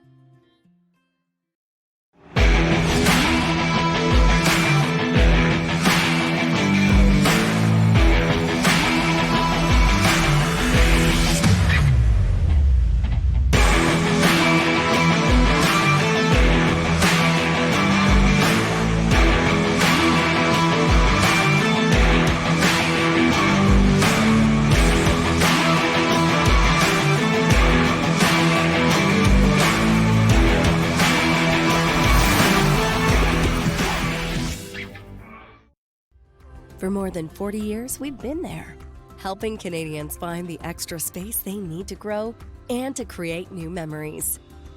Sentinel Storage. Buy Canadian, store Canadian.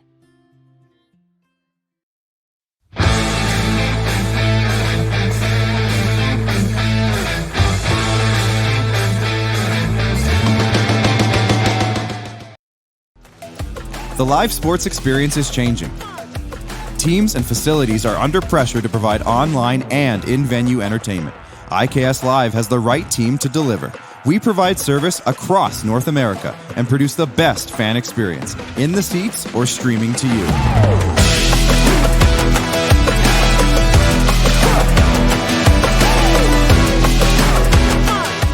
IKS Live continues to bring you the best seat in the house. As we head into the top of the fifth here, Levi Abbott coming off a 3 strikeout performance in last inning. Yeah, 5 now for Abbott and 6 for Grow. So I think we got that pitcher's duel that we were talking about, Dave. I would say so. Now, those 3 strikeouts did not come without their share of trouble, as he did have a couple base runners on there. Yeah, it was just the walk and the single. And then a little bit of movement on the walk and the pass ball that got him into that situation with 2 runners on, but he was able to get out with a nice K to record.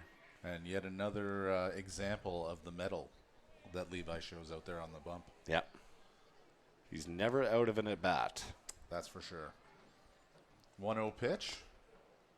And that one misses inside for a ball. We've got Kai Hopful up to the plate. He's going to be followed by J.R. Bedford and then Ben Fischel. Those are the scheduled hitters for the Brooks Bombers here in the top of the 5th.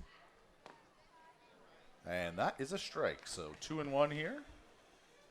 If you'll remember the last time Hopful was up, he had that line out to the center fielder. The great diving catch, The great diving catch there by Jalen Ryan. That pitch misses for a ball, so we're 3-1 now.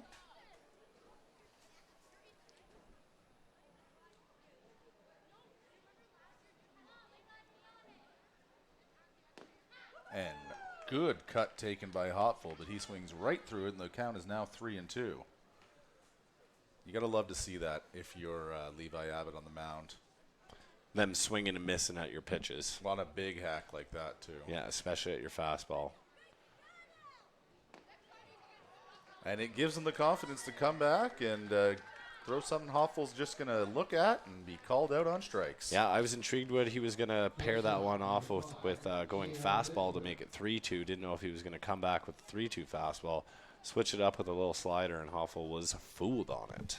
That is the 4th consecutive hitter retired by the K here for Levi Abbott. And with 1 out in the top of the 5th, we have the 9 hitter, J.R. Bedford, up to the plate. Bedford a strikeout victim his last time up. Fouls off the first pitch.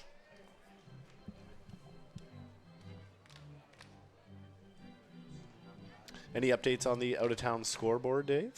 It is now 11-1 for Saskatoon in Medicine Hat. Okotoks leading Weyburn 4-0 here. Sylvan Lake, rather. Don't need to be so cash.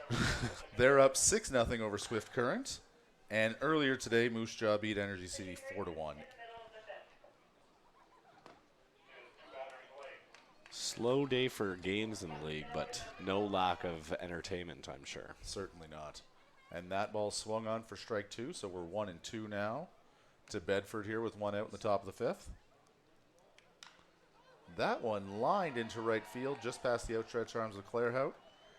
Matsuzaki's up with it quickly, gets it right back into the infield, but that is a single for J.R. Bedford. Yeah, that breaking pitch hung up a little bit, and Bedford just took it the other way. Yeah, nice piece of hitting for him.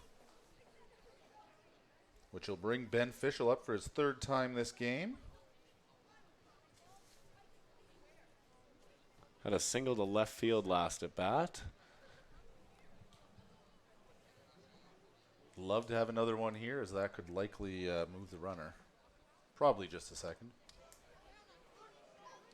First pitch in for a strike. Yeah, nice to see a pitcher get ahead of the next batter right after giving up one that he maybe let get away from him. Both shows and instills a lot of confidence, I would say. Mm-hmm. And he's got that quick pickoff move first, but Bedford's in with plenty of time. Yeah, I don't know if it's the footwork or the arm movement, but it's very seamless. The ball's out of his hand by the time his foot plants. And just the accuracy of them. He's done 4 of them. They've all been. Oh, that one was a beauty. Yeah, 5 of them, all in a perfect tagging position for Clairhout. Yeah.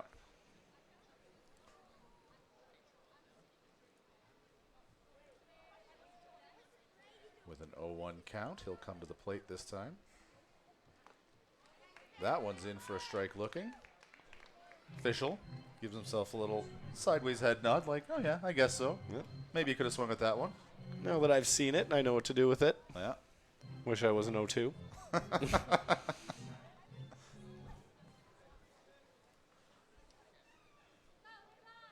And the 0-2 pitch from Abbott. Oh no, he checks first.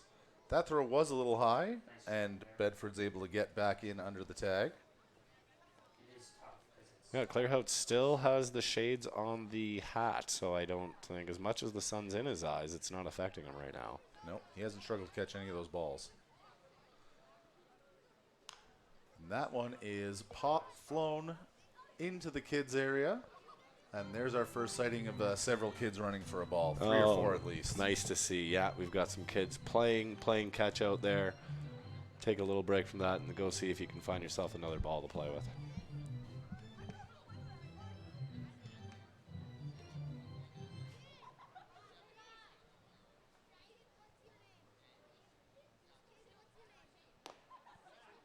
And an 0-2 pitch from Abbott is taken high and inside for ball 1.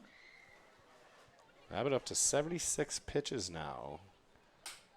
In the 5th, yeah. He's, with only 1 out, he's going to be a little higher than that 15 pitch per inning average you like to see. Yeah, like we said, it's not as sparkling of a performance as he's had, but sometimes it's nice to see where a guy, what a guy can do in these types of games as well. Yeah, yeah. You're not going to have your A game every time out, although he's made some great pitches. Another check at first, but Bedford is back. Yeah, if this is his B game, I'd still feel confident with him on the mound any night. I would take it anytime for sure. And a 1-2 pitch here to Fischel. Nope. Checking over at first. And we've had our first fan weigh in with their opinion on the amount of pickoffs in this at bat. Yes, always fun to hear the chatter from the fans. Definitely. Although it isn't the most entertaining part of the game, it is a crucial part of it. Oh, definitely. If he's checking him that many times, there has to be a reason. Yep. As Fischel fouls another one off here to keep the count at 1-2. This is the kind of stuff that's running up that pitch count. Lots of foul balls. Yep. He does have 49 strikes against 27 balls, though, and that's good to see. Yeah, he's definitely challenging the batters today. That one bounced in, so the count will run to 2-2. Buffer does a great job of blocking it, so Bedford cannot advance. Yeah, I think that might be a setup pitch here by Abbott. I wouldn't be surprised to see one high and fast. I'd love to see that.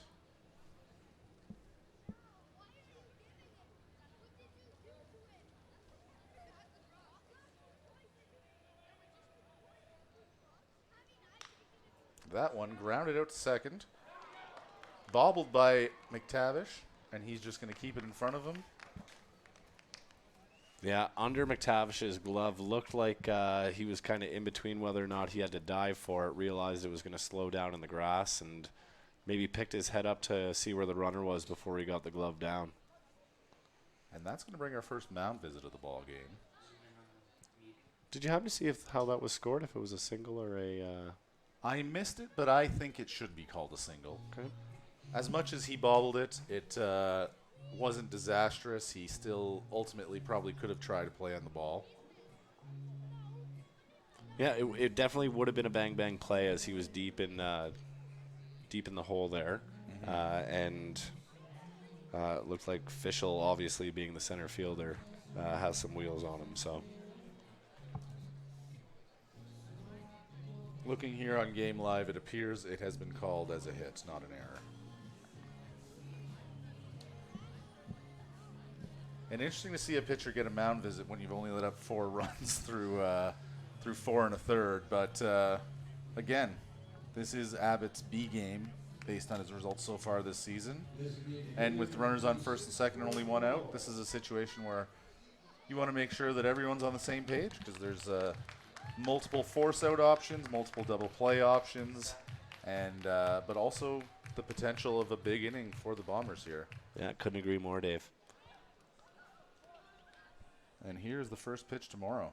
Swung on and missed. Nice breaking ball by Abbott.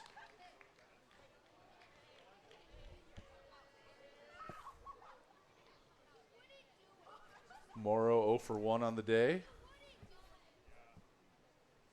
Has a base on balls, though. Long look back at second, and here's the pitch. Another breaking ball, same as the first strike, but that one's taken for strike 2. And this is a nice piece of pitching here by Abbott in this situation. Yeah, it looks like the coach's visit was well timed to get him back into control and get ahead of this this good hitter in Morrow. Another long look back at second, and here's the pitch. Fastball just misses on the outside corner. Ooh, Morrow. Looked very close to me.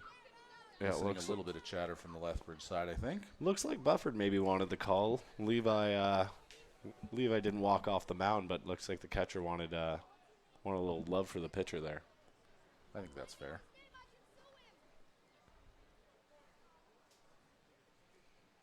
And the 1-2 pitch. That one's flown out to fairly deep to center. Ryan has a beat on it, catches it about 10 feet in front of the wall. Both runners will advance, but a good throw in by Ryan to just make it 1 base apiece. Yeah, I would say that was about 390 feet, Dave. That one was caught on the warning track there, but good job getting the ball in quick. And batters only advancing 1 base. It looked like Bedford really wanted to take a turn and see if he could cash in and tie this game on that one. I would agree. That'll bring Ormond up to the plate here with 2 outs in the 5th. Runners on second and third. And the Bulls looking to get out of a jam here and clear the 5th inning, remaining at 0 runs scored. Or 0 runs allowed, rather. Nice breaking pitch. Just breaks outside into the left-handed batter's box and swung through by Ormond for strike 1. Yeah, 0 for 2 on the day for Ormond. Fly out to the right fielder and struck out looking in his last at-bat. So, he swings through that one as well. Fair to say, I don't think he's going to strike out looking to end this inning here with ducks on the pond. No, he seems like he wants to take a hack at it, and it's nice to see Abbott get in front of him in another at-bat here. And that one is swung as well. It was in the dirt. Bufford takes a couple steps out, fires down to Clairhout, and that's the strikeout to end the inning. Abbott and the Bulls are out of the jam, and as we're through 5 1/2, the score remains Lethbridge Bulls 1, Brooks Bombers 0. You're watching Lethbridge Bulls baseball on Flow Sports. We'll be right back. The Lethbridge Bullhorn is all things regarding the Lethbridge Bulls of the Western Canadian Baseball League. The Bullhorn has the latest news regarding the Bulls with interviews with current and past players, signings, game recaps, and updates on all the events happening at Spitz Stadium. The Bullhorn is your place for all things regarding baseball in Lethbridge. Get your horns up with the Bullhorn, the Lethbridge Bulls Baseball Report. This summer, there's only one place to be, and that's Spitz Stadium. You can sit here. Or here. You can sit here. Or here. Or even here. But not here. Get your tickets now at bullsbaseball.com and come experience Bulls baseball all summer long. It's going to be unbelievable. On game 1. And that was just a wonderful little, chicken race there around the bases here in between innings. Yeah, we've all heard that song at weddings. I don't want to be a chick, I don't want to be a duck, so I shake my butt. So fun fact about that song. As you know, Jay, my wife, your sister-in-law, is a Quebecois woman. Yes, and I'm aware. In Quebec, that song also popular at weddings, but they don't call it the chicken dance, they call it the duck dance. And there's actually lyrics to the song.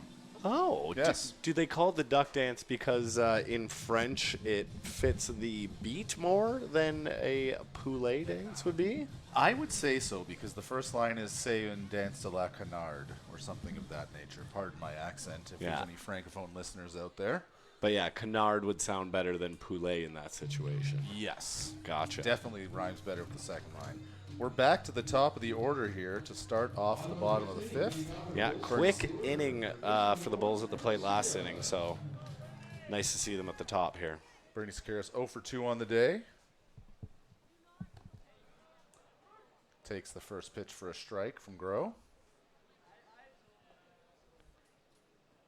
Yeah, Sakaris had a fly out to the right fielder in his last at bat. And he flies another one out to right, but that one's carrying well, being looked at, and that is gone. First home run of the year for Bernie Sakaris. Doubles the lead for the Lethbridge Bulls. It is now 2-0 here in the top of the fifth, and what a ride for Burn, baby, burn. Dave, that was a fun one. You could hear the Bulls players saying, "Get out of here," after that one was hit. They wanted him to get his home run as much as everyone else out here wanted it. Definitely. Nice to see a guy that likes to put the ball on the ground, just connect with one and put one into the visiting team's bullpen. Yeah. So now with a 2-0 lead, the Bulls bring Lee Matsuzaki up to the plate here. Also 0 for 2 on the day. Couple Ks to Matsuzaki's line, which we've spoke to, is rare, and that's going to get him off the schneid, Dave. Yeah. First pitch swinging. He lines one into shallow left field over the shortstop's head. And he is on. So with none out here in the top of the fifth, we have one run in already. Claire out to the plate with a runner on first. And this is a great situation for the Bulls. Absolutely, Dave. Seems like they timed out a mound visit with a dugout pep talk and just said, "Okay, guys, let's start messing around with Groh and let's swing the bats and show them what we're made of." That first pitch is a taken strike for Claire Hout. Not a usual sight, really, for him. No, to be down in the count, I agree, but also the type of guy that we know can do damage down in the count as well. Oh, absolutely. Nice to see the winds died down completely. Flags at a standstill for the first time today, Dave. Yeah, it's turned into a beautiful evening. Yeah, perhaps the nicest it's been all day. Groh checks first for the second consecutive time. Matsuzaki back both times with no trouble. And a perfect example there of how nice Abbott's pickoff move is. Groh, nothing bad with his, but a little less fluid of his mechanics. Yeah, a little less predictable where the ball's going to. Which in that split-second play, getting the ball into the tag position for the first baseman can be the difference between having that guy on first still or being back in the dugout. Yep. Well, heck, as you often allude to, with the amount of foul territory here on the grandstand side, he could be a third if that thing goes past him. Oh, I agree. Especially with all the Bulls fans out in the patio right now telling you where it is and where it isn't.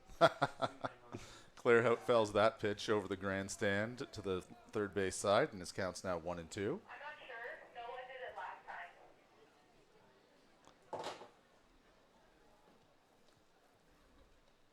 Groh looks in for the sign.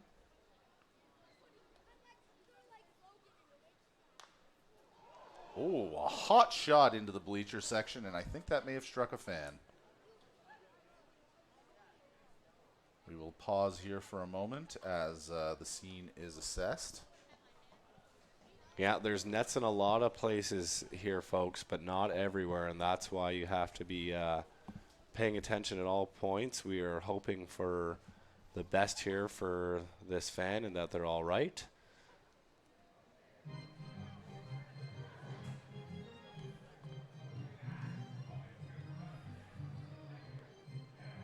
Yeah, of all the bats for that one to come up, Claire Hout's probably not one of the ones you want it to be. I would say not. Certainly of the lefties on this team, he's got probably the highest exit velo, and that thing came off the bat hot. Pitch out. Rare thing you see. You don't see a lot of pitch outs nowadays. No, you don't. Looks like the fan is getting some attention, but is staying in the seats. So we're going to hope and assume that everything's all right over there. 2-2 count now. And another one fouled, this one over the grandstand. Quite a battle here between Groh and Clairhout in this at bat. Mm-hmm.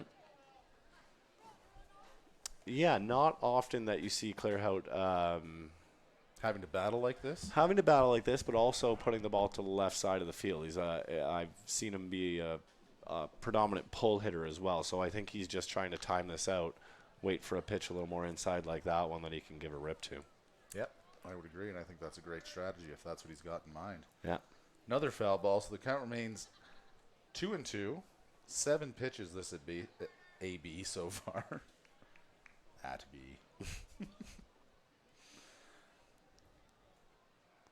Groh looks in for the sign. He sets. And that one is grounded out to second. Taylor made double play ball. Over to second, but bobbled. And so everyone's going to be safe. Matsuzaki slide. Oh. No, they're calling him, on the transfer, they're saying. Okay. Bit of a confusing call by the umpire there as he called changed his safe. mind a couple of times. Changed his mind.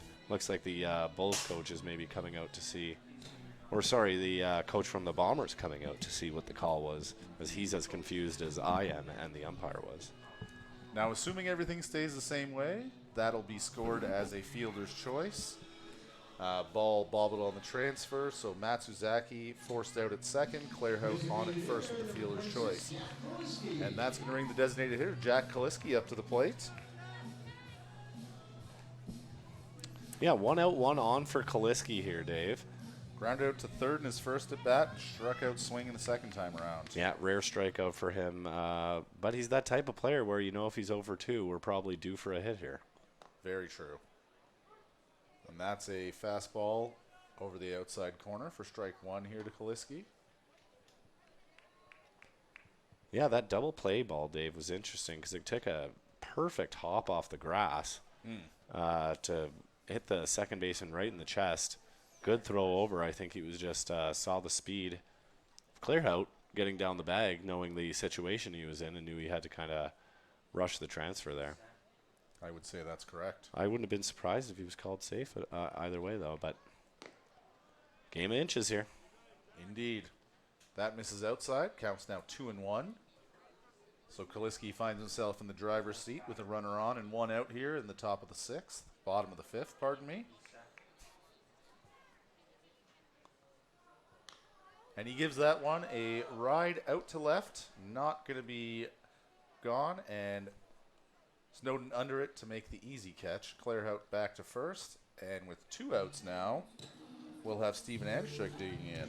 Yeah, Kaliski didn't miss that one by much. It was low in the zone, and he took a good rip at it, and that's one he's going to be thinking about.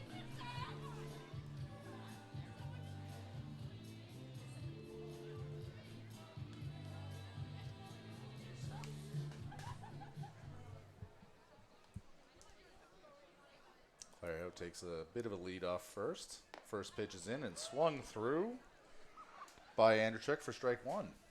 Took a good rip at that one. He did. He's confident after that double in the last at bat.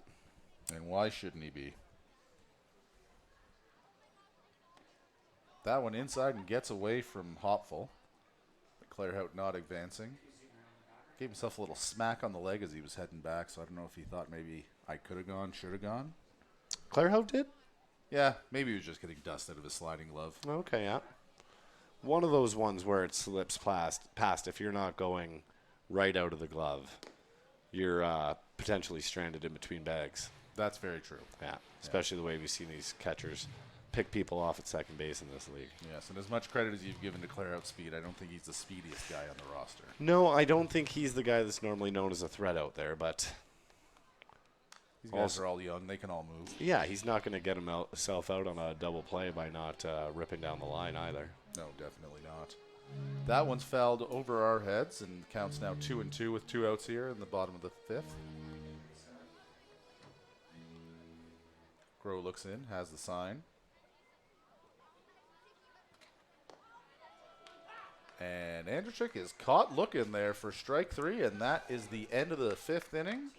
As we head to the 6th now, score is the Lethbridge Bulls 2, the Brooks Bombers 0. You are watching Lethbridge Bulls baseball on Flow Sports.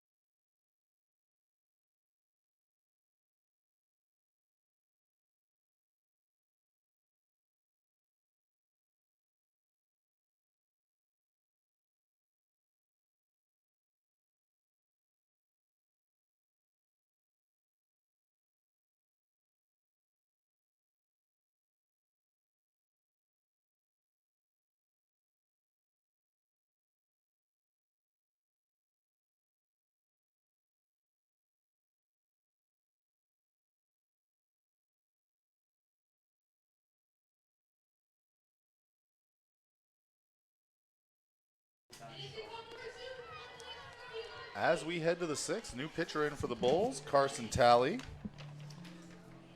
As you may recall from the pregame show, he was last night's Sisters Pub Player of the Game for his role as game day host. What's the final line on Abbott here, Dave? So he went 5 full, allowing 4 hits, and he had himself 7 strikeouts against, I believe, 2 walks. Yeah, not the typical game that we see from Abbott, but no damage on the board and a 2-run lead going, handing it off to the reliever. So Talley comes into this game having himself a nice season as well. In 10 innings pitched, carries a 1.8 ERA and 11 strikeouts. Yeah, tough day to be at the plate for the Bombers with a couple aces on the mound for the Bulls. Honestly, for most teams in this league, it's a tough day any day you have to face these Lethbridge Bulls. This will be Talley's 6th appearance of the season. He's only let up 2 runs, both earned, 2 walks, 11 strikeouts. As previously mentioned, he's got himself 1 win. An interesting stat, but of the 11 hits he's allowed, 4 have been doubles. Oh. Yes. When he gives them up, he gives up contact. So it would seem.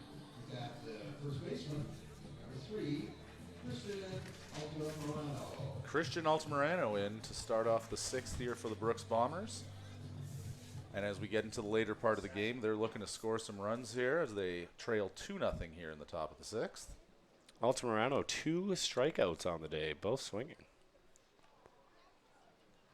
He's got to be happy to see a new arm up there, you would think. One would think, however, coming from the other side, and certainly a different kind of delivery, should be interesting. That ball's chopped out to second. A great play by McTavish and gets him by, couldn't be more than half a step there at first base. Good stretch, great stretch actually, by Claire Hout to make the play. Absolutely. Yeah, bang, bang play with the ball bouncing a couple times in this thick grass. Had to run in, grab it, and then just quick transfer, get over to Claire Hout, who knew he had to stretch for it. Nice play there. Maddox Shaver up to the plate. A couple of singles to his name so far.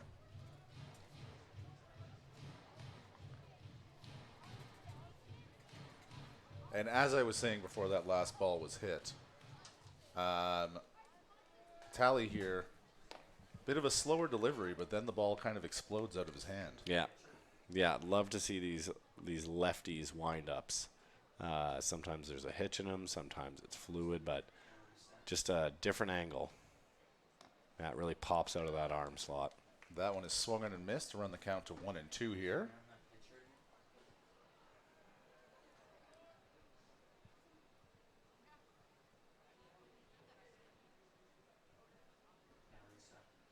And here comes the pitch.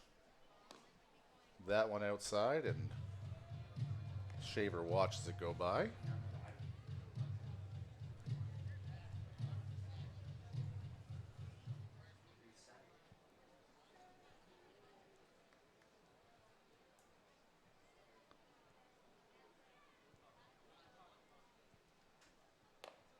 And swung on and missed for strike 3. Yeah, nice start to the day for Talley, getting his first strike or his first strikeout in his first at bat there. He brought the heat inside, and there was nothing that Shaver could do with that one. First time Shaver set down on the day. And with 2 outs, we'll have C.J. Snowden coming up to the plate. Yeah, had a walk and got to second base, and then the fielder's choice with the pickoff in his first at bat, Dave. He's been on the base paths. He'll hope to get on the base paths here and keep this inning alive for the Bombers. That one is swung on, fouled back to the backstop. And again, such a difference when it hits the fence versus the net. Oh my goodness, yeah, the bounce back? Yeah. Yeah. Yeah. Hits the net, it's bouncing pretty much right back to the catcher's circle. Off the fence, maybe 6 to 7 feet. Yeah. That one inside, taken for a ball. I like that pitch. It was inside, but it wasn't crazy inside. Yeah, and yeah, 0-2, I think it sets up a lot of options on the outside. Maybe slow it down here. And that's flown out to left center. It would appear Ryan has a bead on it, calls off Bernal, and that's 3 up, 3 down. You bet it is, Dave. 3 up, 3 down for the Bulls here in the top of the 6th. As we head to the bottom in the Bulls batting side, score is Lethbridge Bulls 2, Brooks Bombers 0. You're watching Bulls baseball here on Flow Sports.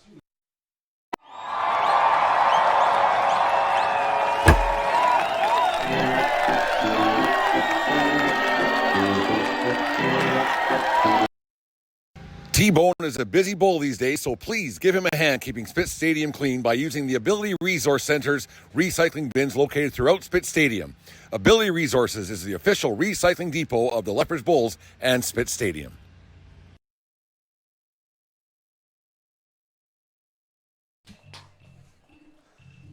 For those of you listening along, feel free to do the Casper slide as long as you are at a safe location to do so. Hunter Grow out for his 6th inning of work here. He's at 94 pitches so far, so you'd have to imagine this will be the last one from him, but great outing for him today. Absolutely. I think that's nothing to be upset about, and if he was pitching against a different pitcher, might have a different result. That might be in line for the win. Yeah. But they're also close enough and still in this game that I don't think with just 5 hits for the Bulls and the 1 home run, it's the type of situation where you want to give the ball away yet either. Nope, still anybody's ball game. Still lots of ball to be played. And this inning will have McTavish, Bernal, and Bufford as the scheduled hitters for the Lethbridge Bulls.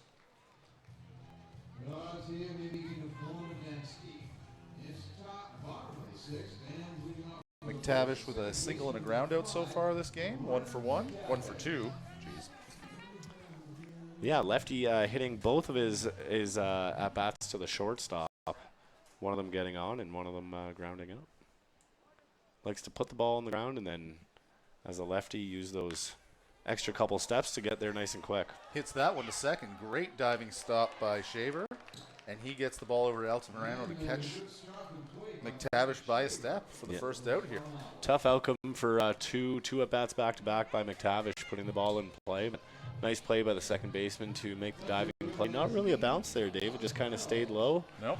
Popped into the glove and then bounced up quick and got a strong throw over to first. Heck of a dive by Shaver, and I would probably put that somewhere between a 7 and an 8 on the necessity scale. Yeah, I would say, honestly, I didn't know if he was going to get it and make the play. I thought he was just trying to knock it down, but no heck of a play there. And Adonis Bernal in takes the first pitch for ball 1 here with 1 out in the bottom of the 6th. And breaking news here, but former Major League great Dave Parker has passed away.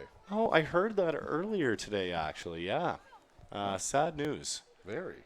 Part of the Pirates the We Are Family days. glory days, Absolutely. Bernal chops it out to third. Few steps in by Recker, and he tosses over to Altamirano to catch him with plenty of time here for the second out. He was also part of the Blue Jays' push for the 91 AL East crown. Oh. Yeah. He was their deadline pickup. And Didn't have a ton of at-bats for him, but he did if you look at the highlight video of the celebration of the AL East win, he's there. Wearing his familiar number 39. Did he end up retiring with the Blue Jays, or did he move on to another team? Do you know? That I don't know. It was definitely near the end, 91. I'll always remember him as Pirate. Oh, definitely. That was a great team.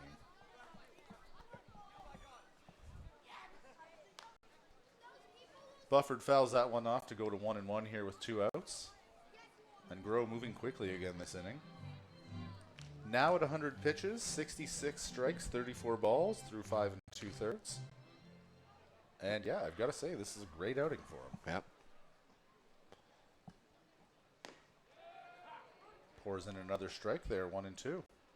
Yeah, regardless of the outcome at this point, we've seen a bit of duel. Indeed, we have.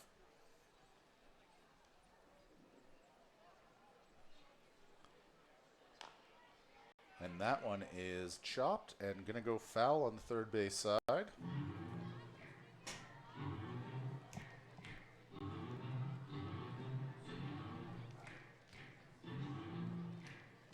I always enjoy seeing during this who's snapping and who's clapping. Got a good, healthy mix tonight. Yeah, haven't watched the resurgence of the Addams Family, but the TV one. Yeah, or the I would animated assume they movies. snap though. The TV one, that Wednesday jam. Yes. That grounded softly out to short. That one's thrown and away. Bedford was up with it quick, but threw it away promptly, and Bufford's going to advance to second, standing up. So count that wasn't as E6. And Bufford advances second with that. So with 2 outs here, Jalen Ryan will come up with a runner on second and look to cash him and extend this lead here for the Lethbridge Bulls. Yeah, like we discussed in the past, Dave, that throwaway at first or third base, there's a lot of real estate over there. So, yeah, once that went past Altamirano at first base, you knew that Bufford was likely getting to second and likely without a slide. Yeah, you could see he was even looking to see if he should be making the turn to third. Is that right? Yeah. Oh. Fouled off by Ryan. First pitch of the at-bat here. Yeah, I think it's very dependent on bounce takes off the fence. Which way it goes. Yeah, is it going into right field or is it coming back towards the Bombers dugout? Well, and as you said, those fans sitting on the TimberTech Terrace, they offer suggestions as to where the ball may be, but they're not always helpful. No, absolutely not. And they always don't know where it is either. They're just talking out there. Very true. We've been there. We've done that. Yes. On a nice day, that is one of the best places to watch the game. I would have to agree with you on that one. Good way to interact with the visiting team. And that one misses low for a ball, so counts 1-1 here with 2 outs.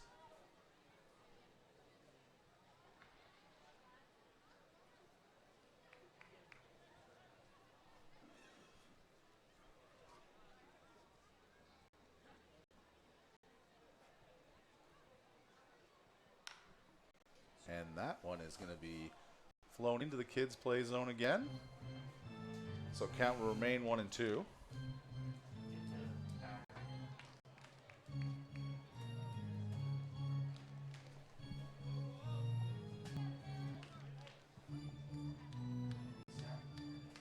And we have by far the tightest game in the WCBL to call here in front of us tonight, Jay. Are the rest of them done, or do we still have ones going on? Still going. Nothing's final yet other than the earlier game today, but 11-1 in Medicine Hat in favor of the Berries. 5-0 for the Dogs in Okotoks, and Sylvan up 8-0 over Swift Current at their home ballpark. Oh, wow. On the lake there. Yeah. Here comes the 2-2 pitch to Ryan. And that one's grounded out to third. And no problem for Recker as he throws over to get the third out here. And as we head to the 7th, the score is Lethbridge Bulls 2, Brooks Bombers 0. You're watching Lethbridge Bulls baseball on Flow Sports.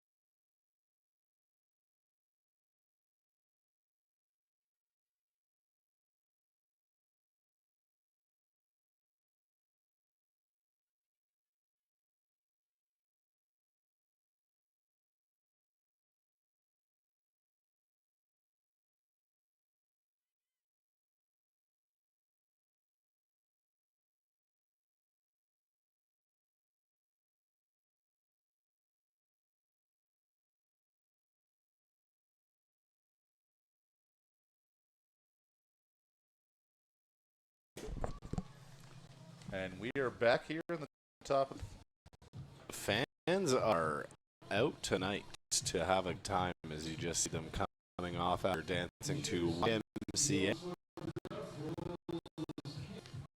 They take time out here at the ballpark, and fans, if you're still plans for the Rest Canada Day long weekend, we've got Bulls action here at home against Okotoks at 2:00 tomorrow, a doubleheader on Tuesday, and I believe there may even be a game on Monday if I'm not. No, Monday is an off day. Pardon me. Love me a doubleheader on Canada Day, though, Dave. And if you're a Flow Sports watcher, Jay and I will be here in the booth with you for that day game, 2:35. And then we'll take in the game as fans for the 7:05. Yep. Oh, I think it's 2:05, 7:35, unless it's been changed. Pardon me. No, that is correct. Don't want anyone to show up late to the ballpark, but yeah, come on down, bring the kids, and set up for a day of fun in the sun. You know, you want the best of both worlds. Get your Flow Sports subscription, log in on your phone, watch the game live, and listen to us talk about it. That's the bet in my books. I agree. Don't miss a second of the action that way. No. Tally out for a second inning of work, and his first pitch swung on and fouled off by Seth Recker. Yeah, 0 for 2 on the day with a ground out and a strikeout on his line. Made a nice play to finish off the last inning defensively. I'm sure he'd like to make his marks here on the offensive side of things as well. Mm-hmm. That one popped foul over the grandstand. It appears the dancing may be over. Most of the dancers are making their way back to the seats now. Yes, they're going back to their families. Oh, with a ball, though. Free ball. Somebody found a ball. Love it. Memories have been made. Memories have made indeed. 0-2 pitch here from Tally.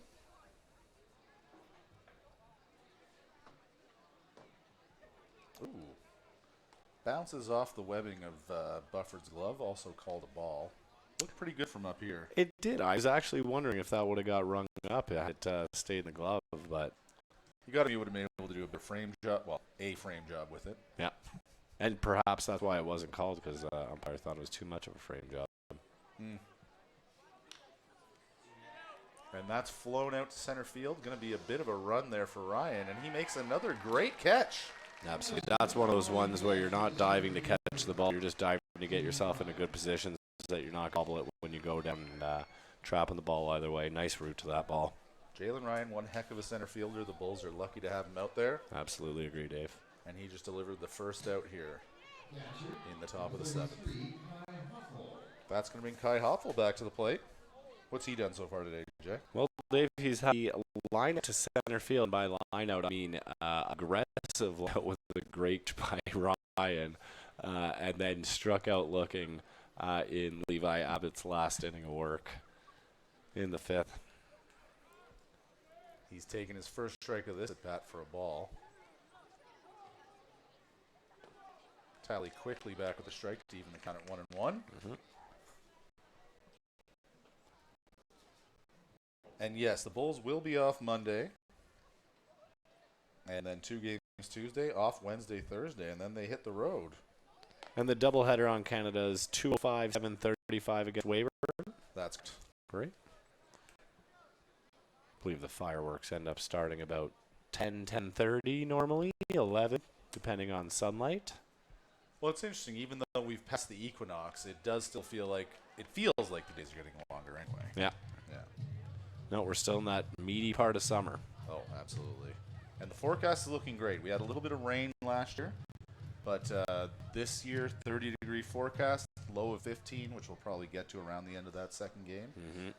30% chance of rain, but very minimal if there is going to be any. And that's one heck of a strikeout by Tally. Hopful swings right through it. Yeah, took a little bit off there for his second strikeout of the day. So he's got a K both ways, does Hopful. And with 2 outs, we have J.R. Bird striking to the plate here. In a 2-0 ball game for the Lethbridge Bulls. Another one of Abbott's strikeout victims early in the game, and then a single to right field where he got all the way to third base, but then was left on in the inning. I can't believe it took me 3 at-bats to notice this. Bedford is a no batting glove guy. Oh, yeah. See, it's interesting. Some of the guys, they aren't doing it all the at-bats. They just switch it up, which much like I said earlier, I love seeing the quirks and superstitions and changes of a player mid-game. Bedford starts to offer that second pitch, lets it go, and it's called a ball high. 1-1 here now with 2 outs.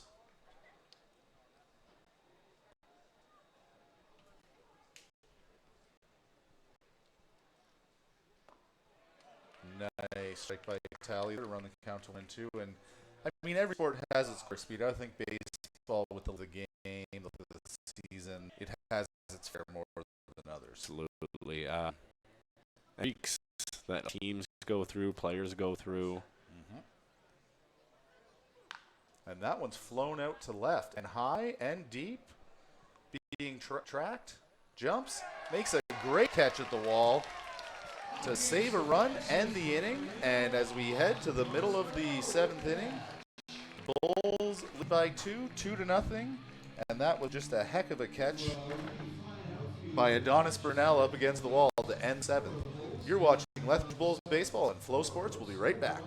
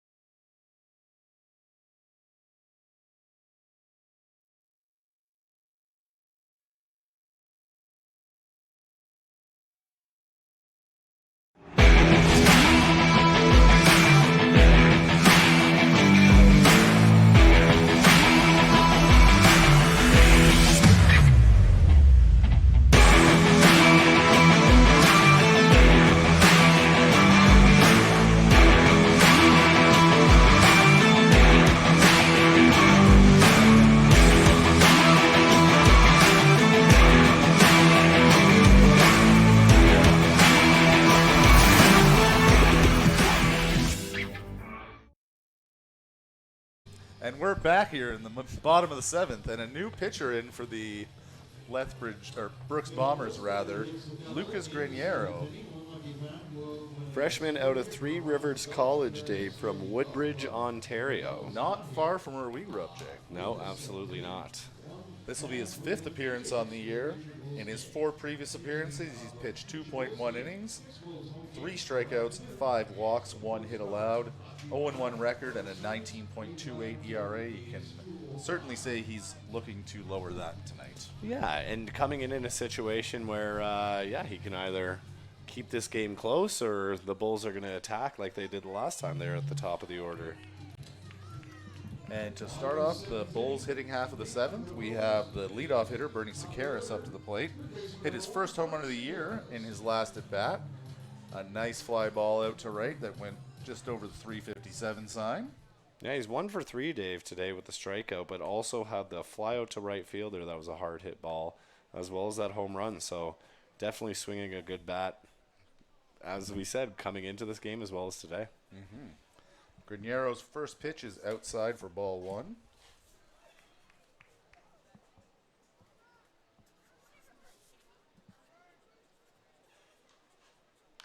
And that second pitch is in the zone. Sakaris offers at it and fouls it into the parking lot here.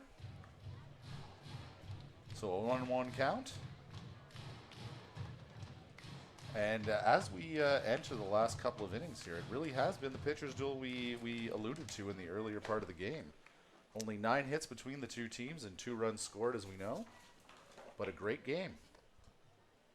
Yeah, 16 strikeouts on the day between all the pitchers as well, Dave. So, yeah, we got that pitching matchup we wanted.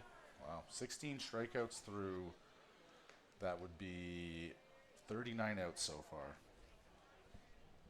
That's pretty solid. That's a good rate, yeah. Yeah. Good day to be a catcher. 2-1 pitch.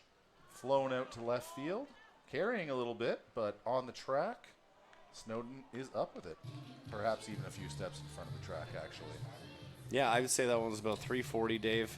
Yeah, I think Sakaris was trying to get that one driven a little bit more in the gap, a little lower, or a little bit harder to get over him. But really like the way Sakaris handles himself at the plate. I like him in the leadoff spot as well. I'd have to agree with you there. That brings Lee Matsuzaki up to the plate. 1 for 3 on the day. Yeah, had a single that he hit past the shortstop in his last at bat.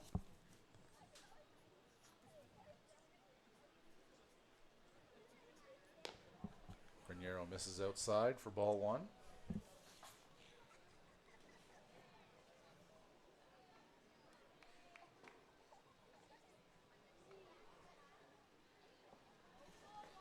Game's moved along quickly here. We're only 2 hours of play time so far and 1 out in the bottom of the 7th. That's what you like to see. Yeah, absolutely. But good action with low score. Oh, yeah, absolutely. There's been a ton of great defensive plays, some awesome pitching, a few good hits as well. Yeah. Here comes the 2-0. That one in the dirt, so 3-0 now. Abbott in line for the win then, since he came out after the 6th, hey? He came out in the 6th, but after 5. But yes, that would qualify him for the win. And should he get that win, that'll run his record to a perfect 4-0 on the year. Yeah, nice to see. As much as it's not a statistic that people look at as much now. They don't, but I mean, if you're posting the innings the way he is, you're going to get those wins. Yeah. And that last pitch from Graniero missed the zone by a mile, and Matsuzaki advances first on the walk, bringing Carter Clairhout up to the plate now. Yeah, one of those ones that I think would have hit a right-handed batter right in the head. But thankfully, Matsuzaki, a left-handed batter, nowhere in harm's way. And that's going to bring a mound visit here, second one of the game. And see a little life from the bullpen here, Dave. 2 hitters is all they're going to see as they go to the pen. Well, 1 out, 1 on in a walk situation where I don't think he threw the pitches to Matsuzaki that he wanted to, but it didn't look like any reason to take him out of the game. Take him out of the game, besides the fact that we are now at Clearhout-Kaliski connection. Absolutely, and I think that they want to be careful in a game that they're close and still have a realistic shot of winning. Yeah. So that closes the line on Graniero.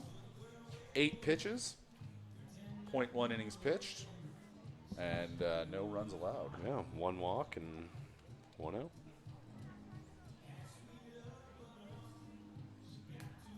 out. Speaking of pitchers and Browns employees, Dave, I had the pleasure of running into Clark and Mitch Grisbrook today at Brown Social House South. Is that right? Yes, Clark in town to hang out with the family and do a little celebrating, and mention to them that we'd love to have them on for an interview to talk about the glory days. Absolutely, both members of the 2015 championship team. We'd certainly like to, we'd be happy to visit with either of them anytime. Yeah. I believe we have Clark scheduled for the July 15th game. I believe we do, and yeah, Mitch said that he can be available to head down as well. Had a nice conversation about how Mitch got to catch for our first pitch we got to do in the game. That was fun. And told him it was one of the more nerve-wracking things I've ever done in my life. It was a little nerve-wracking, and now a bit of an unusual situation, but Graniero is back out. Oh. And without knowing this for sure, I'm going to have to guess the WCBL follows a similar rule to MLB, and there's a 3-batter minimum. Gotcha.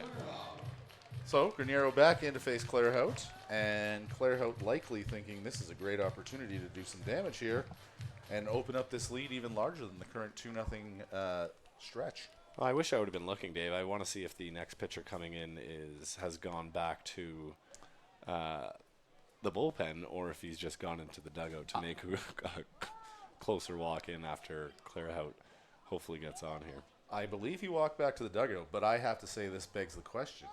Let's say Graniero catches fire here and just strikes Clairhout out. Do you leave him in? It's the fun thing about baseball. It's all situational, right? You're in a totally different situation at that point. Definitely. Yeah. And as I say that, he does pour in his first strike of the at-bat, and first strike in, I believe, 5 pitches. Yeah. Matsuzaki with a nice lead off first here.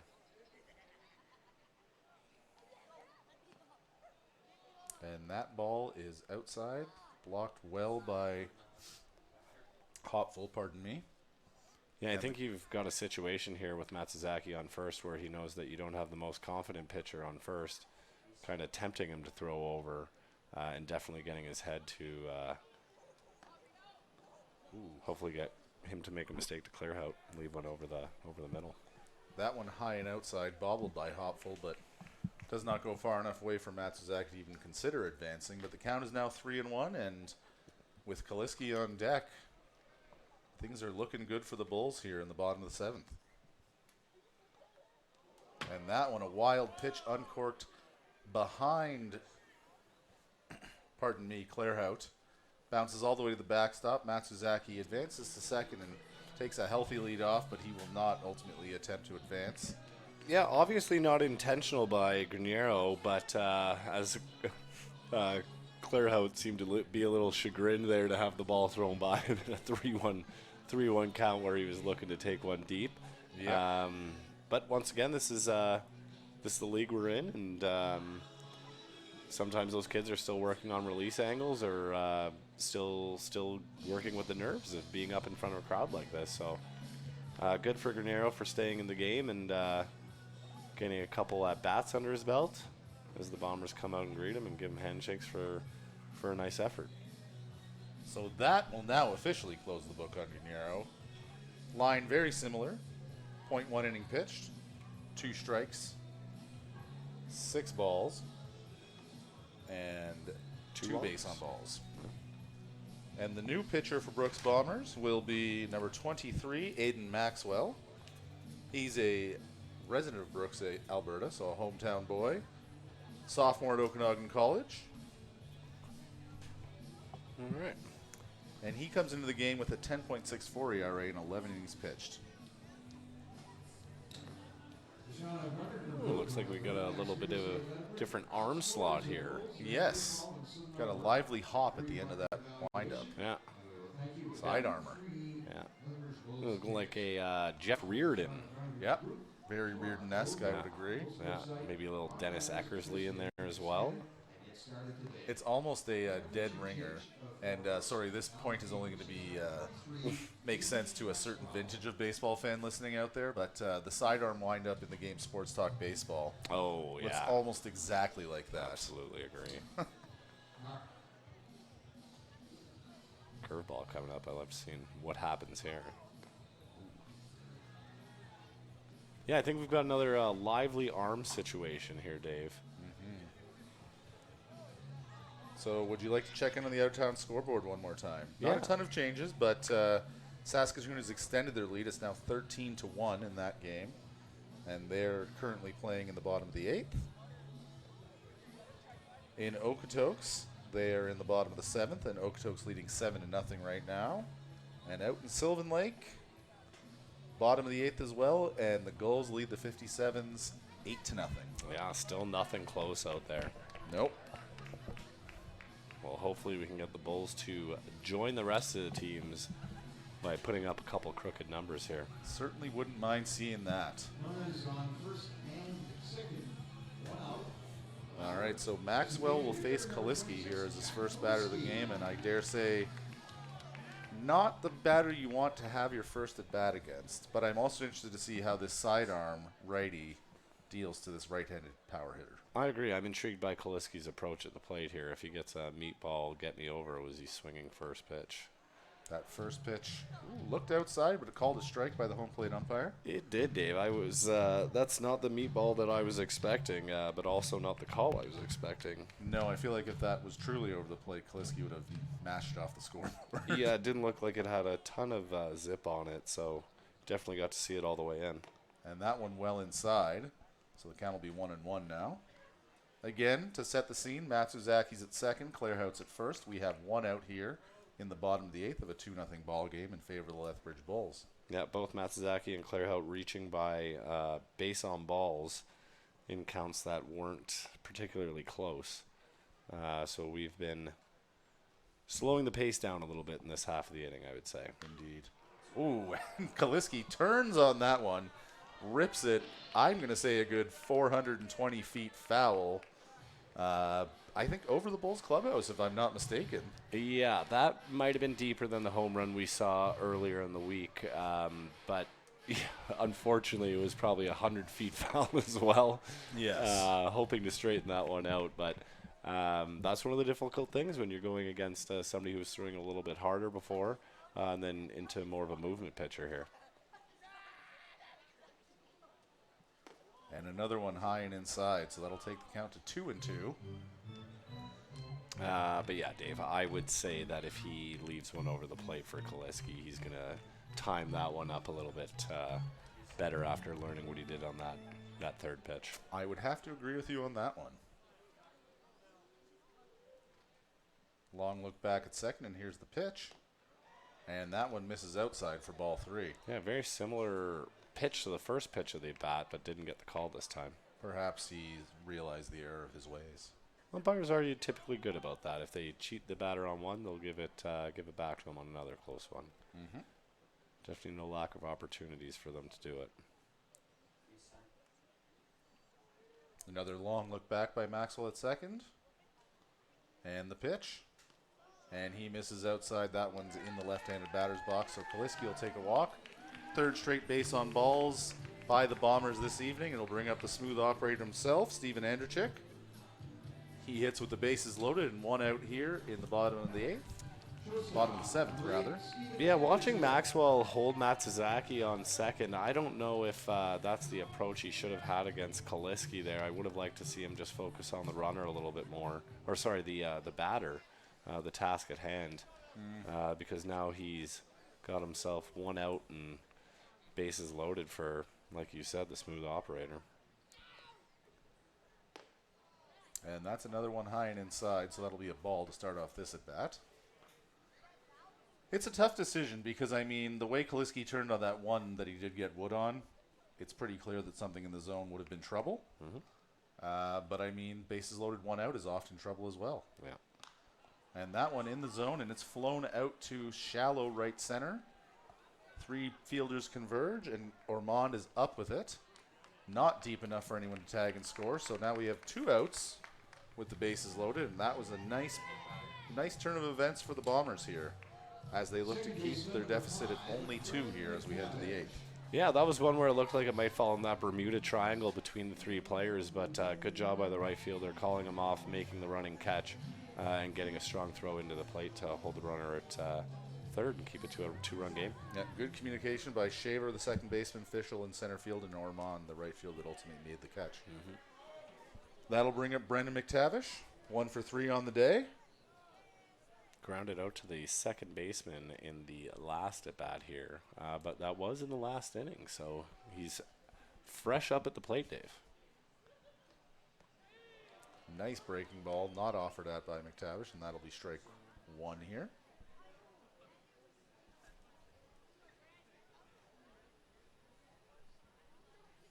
Oh, to answer your earlier question, Dave Parker's last team was the Toronto Blue Jays. Oh, and sorry, was it 91? 91. Yeah. Huh. Swung on and missed by McTavish for strike 2 there. Tough time for him to leave.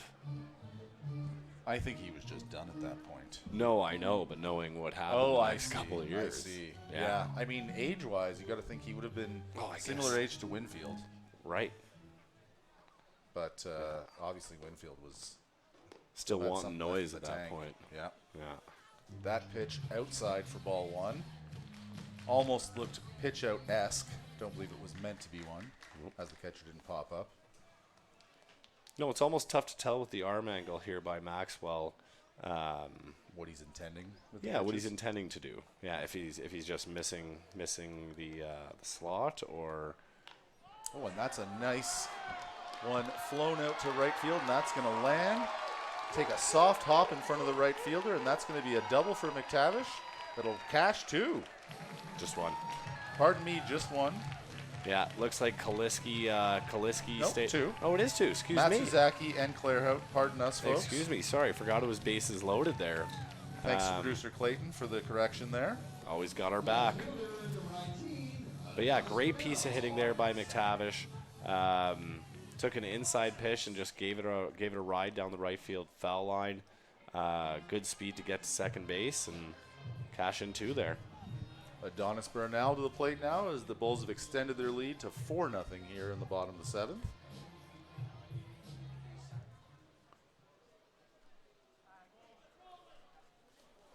And that one behind Bernal goes all the way to the backstop, and that's going to bring Kaliski in without a slide or a throw to cash the third run of the inning and run the Bulls lead to 5-0 here in the eighth. Nice round of applause from the crowd for the run.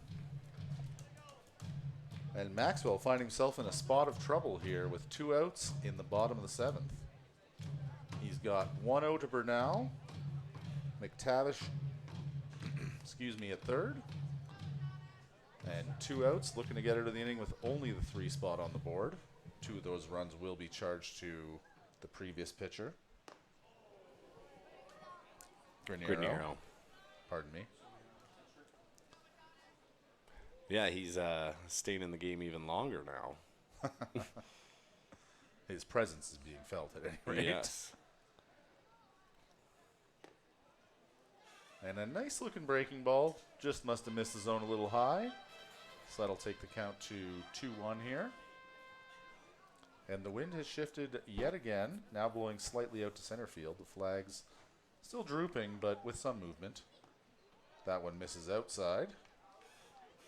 Yeah, I don't think it's we're not on storm watch anymore. Definitely not, no. But hopefully we're on dinger watch.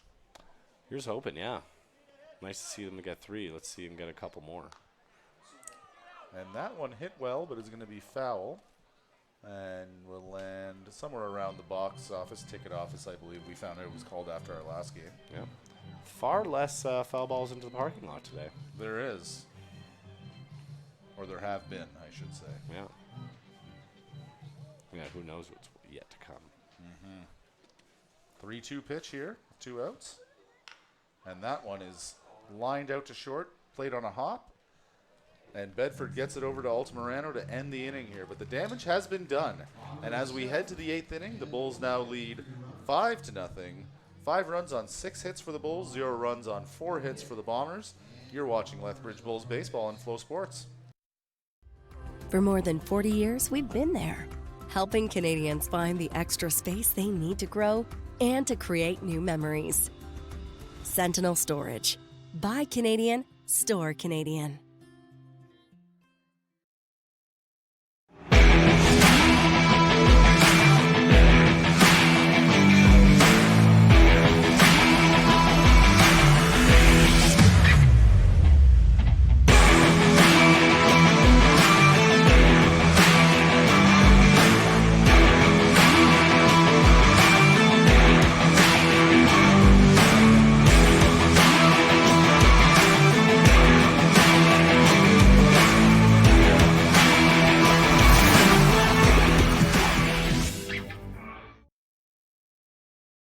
The live sports experience is changing.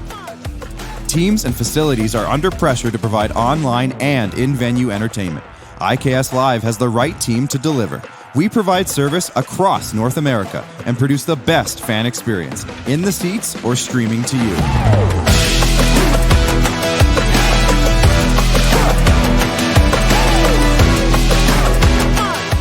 IKS Live continues to bring you the best seat in the house.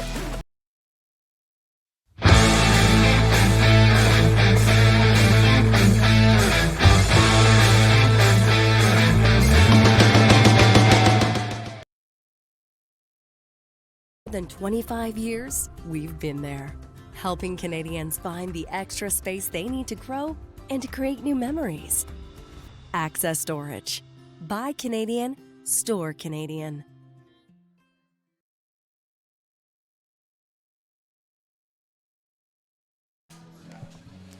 We are back here at Spitz Stadium to begin the 8th inning, and a new pitcher in for the Lethbridge Bulls, Lucas Hinn. Yeah, tallies out with 2 strikeouts on the day, no earned, no hits, Dave. Pretty good outing for him. Absolutely. And if I'm the Bulls, I'm happy to be passing on to him now. 5 appearances so far this year, 5.2 innings pitched. 0 ERA, is that good? That is good, Dave, and the third Bulls pitcher that the Bombers are going to be frustrated with, I dare say. Yes, they've also gone back to a righty, so changing the viewpoint a little bit. But clearly the Bulls are in their end game now as we enter the 8th and looking to close this one out. Yeah, fun last inning with three runs on just 1 hit, but the 3 consecutive walks, and then the double by McTavish. Passed ball, and this game looking a little different at 5-0 after 7 than 2-0 after 6, Dave. Just goes to show how much those free passes can hurt you. Yes, absolutely.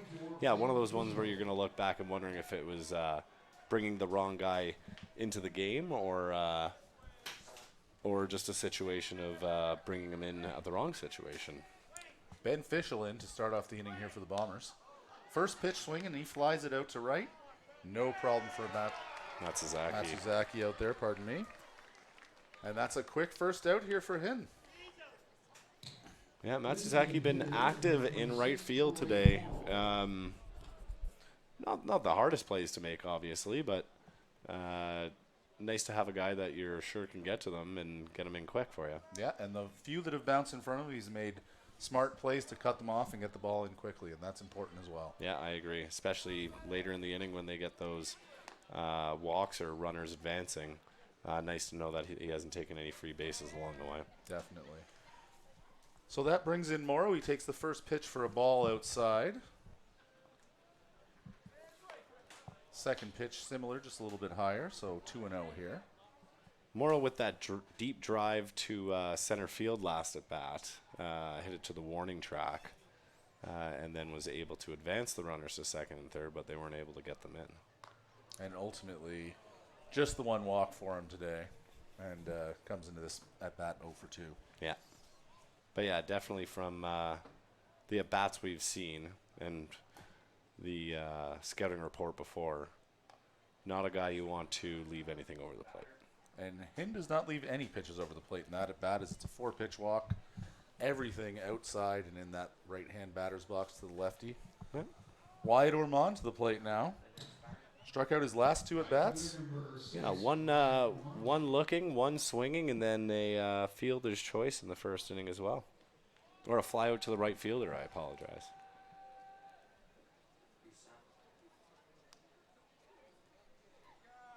So with a runner on first, here's the first pitch to Ormond. In for a strike. Great pitch there. Had Armand buckling a little bit as it was coming in, and then zipped right back down the plate, Dave. You got to wonder if he was thinking, oh no, another one in the right-hand batter's box. Swung through, changes speeds on him, and gets him way out in front with that pitch. Yeah. Count now 0-2.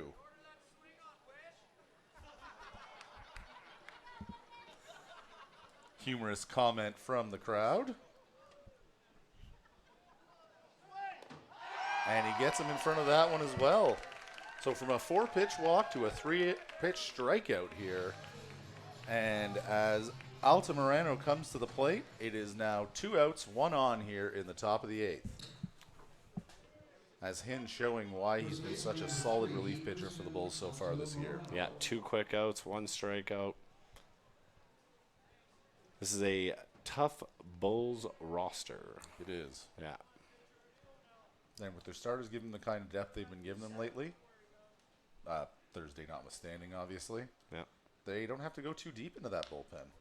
That one's grounded out and is going to get in between the gap as Clairhaut has to hold the runner on second. Heads up play by Morrow to go all the way from first to third. And Altamirano finds himself on base for the first time this day, I believe. Yeah, he had a With ground a out in the second and 2 strikeouts, but that'll get him on with a single. 2 outs and hopefully hopefully if you're a Bombers fan, a rally. But if you're a Bulls fan watching this one, looking to see him get out of this one. Well, and that's just a piece of bad luck there for the Bulls and for Hind.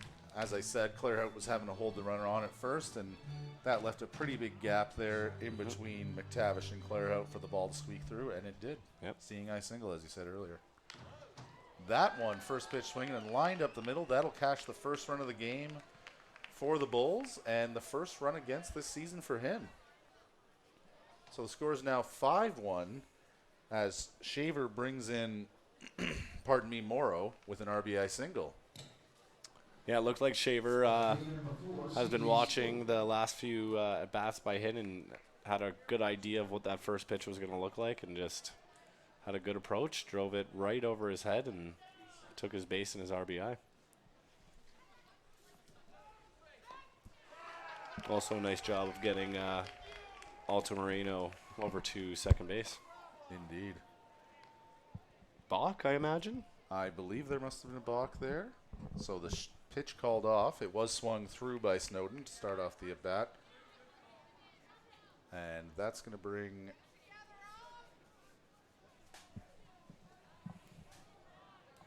the manager out onto the field. Unsure exactly what's going on here. There's some sort of signaling going on. Oh. Yeah, it looks like he's having a discussion with the umpire at first base, as he was the one who made the balk call, but as usual after these discussions, nothing changes as the play goes on.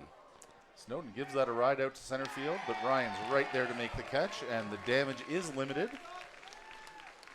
So through 8.5, we have the Bulls leading 5-1 here. We'll be back with the bottom of the 8th in just a moment. You're watching Lethbridge Bulls baseball here on Flow Sports.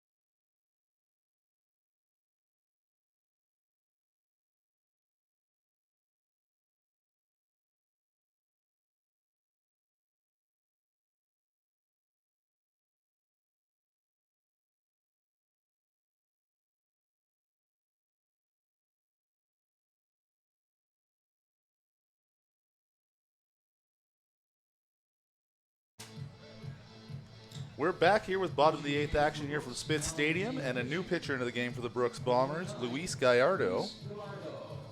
Yeah, not much to say about Maxwell's Dave. Short and sweet. Sweet for the Bulls. Yes. Not so sweet for the Bombers. Now, Gallardo, junior at the University of Michigan at Dearborn, and a native of Red Deer, Alberta, another one of our old stomping grounds. Oh. And so far in the year, 7 appearances, 7 innings pitched. He has allowed 12 hits, 5 runs all earned, 4 walks and 4 strikeouts, and he's got himself a save and a 6.42 ERA. Right. He'll be looking to keep it close here in what could be the Bulls' last at bat of the game if their next round is not necessary. And this inning we have start with the 8 and 9 hitters in Bufford and Ryan, and then back to the top of the order with Sakaris. Yeah, Bufford reached on an error last time, throwing error by the shortstop. But there was no damage in the inning as that was quick work done. First pitch is a ball into Bufford. We've had our first game tonight go final. The Gulls have beaten the Swift Current 57s 8-0 at Gulls Stadium in Sylvan Lake. In the books.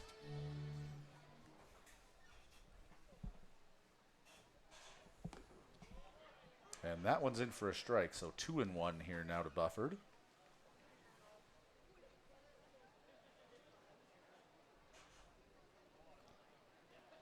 And it's turned out to be a beautiful night for baseball. The crowd has hung on. They've been treated to a great game. I agree, Dave. Yeah, beautiful sunset in Lethbridge. Very few clouds in the sky here. Should be a nice one for the drive home. Even nicer with a Bulls win. As we're singing "We Love LA" in the car. Definitely. Oh my goodness, yeah. How could you not? Or I guess it's "I Love LA." Well, we do. We love do LA. when the Bulls win. I love it every day. Yeah, I was. Much like I was when I was having my discussion earlier With Dakota. Yeah, with Dakota. Just a beautiful city. Lots of hidden gems. If you want something to do, lots of events. If you want peace and quiet, there's lots of spaces to do that in the surrounding area. My personal favorite, going down to the coulees with the dogs, just going for a nice swim, nice walk. But no. And that one is flown out to right. And again, the Bermuda Triangle, but this time the second baseman Shaver is up with it. And after 2 consecutive pop flies over the grandstand, Bufford retired on a fly ball to right field. Yeah, always love seeing three players making a play on it, good reaction, but also having that communication, like we've said, Dave, for 2 of them to back off and just say, hey, we'll be there to back you up if you don't get to it. Jalen Ryan up to the plate now. He's had a walk today and ground out and fly out. Yeah. Having a great game in the field, though. Indeed he is. Ryan. A couple of great defensive plays and a handful of just solid run-of-the-mill ones. Yeah, I agree. Much different game if a couple of those balls drop or a couple of those throws don't get in that quick. That one bounced in the dirt there. Counts now 1-1 on Ryan.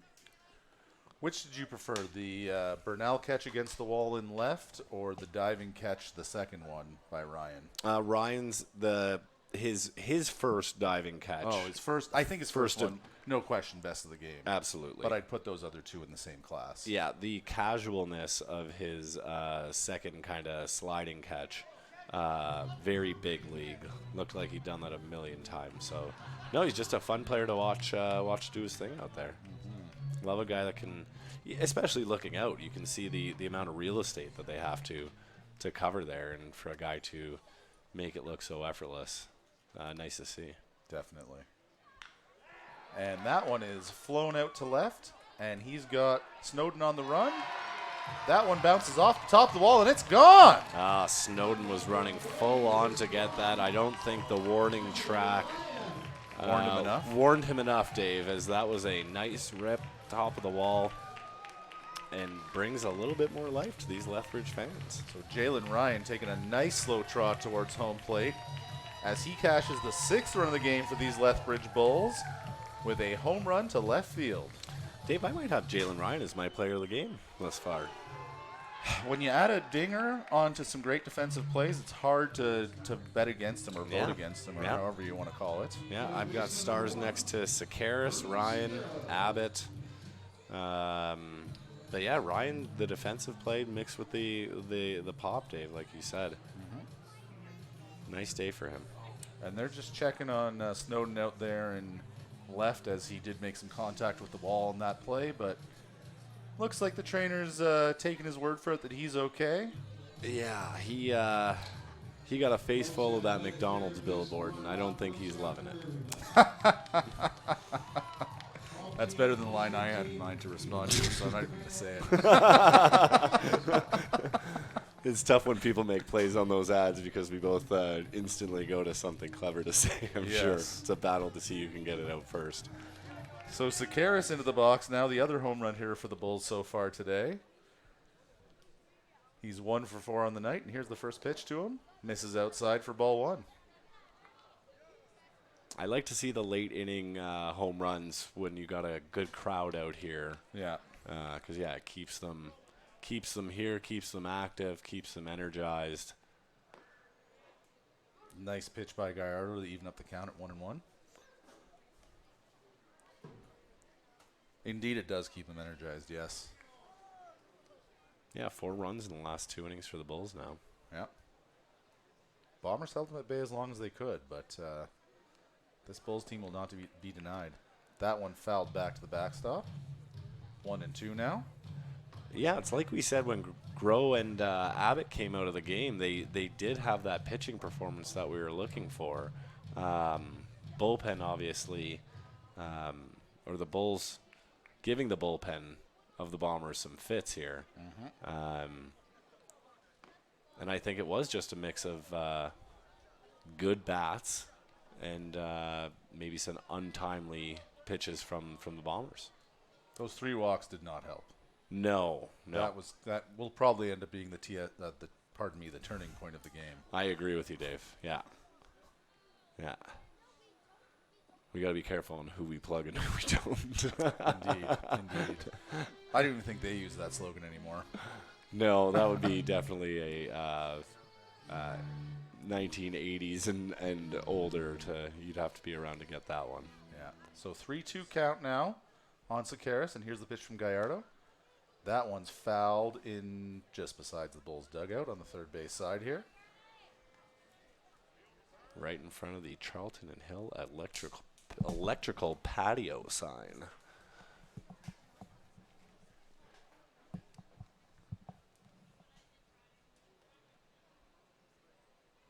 He's looking in for the sign. He's got it. Sets. And deals. And that one was a ball all the way. Sekeres removing his padding, and will head on to first with a walk. Yeah, it looks like he was trying to do a breaking pitch, and I don't think he was trying to leave it that high, Dave. I just think it was maybe a... didn't quite move for him. Yeah, just kind of hung up there, and Sekeres deciding I'm not going to do damage with this. I'll do it on the base paths. That'll bring Matsuzaki to the plate. He's 1 for 3 on the day. Couple of strikeouts to his name, but he's looked a lot better in his last 2 ABs with a single and a walk.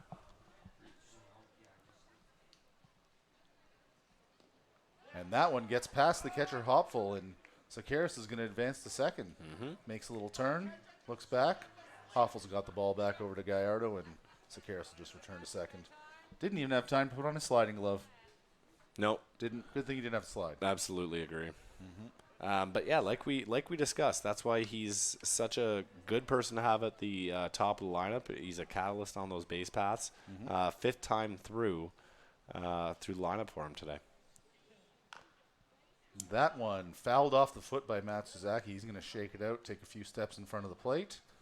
Looks to be okay, and he'll return in. Yeah, I think that's why he's got that shin pad on. Not the first time that's happened to him. Probably not. So he's got a 1-1 count on him. 1 out here in the bottom of the 8th. Gallardo about to deal his 20th pitch of the night. As Matsuzaki has a healthy lead off second base. And that one misses outside for ball 2. And yes, based on the current state of the sun, I would say your estimate of about 10:30 for the fireworks is accurate for Tuesday. Yeah, I'm not sure if it's a time thing or if it is based off the sun, but... generally speaking, fireworks are based off the sun. That's grounded to second. Nice little play by Shaver to come up with it, and he throws over to first to catch Matsuzaki there. Yeah, another great stop by the second baseman. Sorry to cut you off there, Dave. Well, I think it was more Matsuzaki than it was you. Yeah, typically speaking, sunset or dusk is the determining factor, similar to drive-in movie theaters. Right. Yes. Yeah, better show the darker it is. Past. Yeah. Sound like Tony Wilbon, Tony Kornheiser and Mike Wilbon today. Well, they still do the drive-ins at the movie mill in town. So. Oh, that's true. That's true. Claire Hout takes ball 1 here. Yeah, if you're not a local of Lethbridge and you're under the age of 30, you might not know what a drive-in is. But if you're from here or older, you definitely will. 1-0 pitch now. That one's in the dirt, taken for ball 2.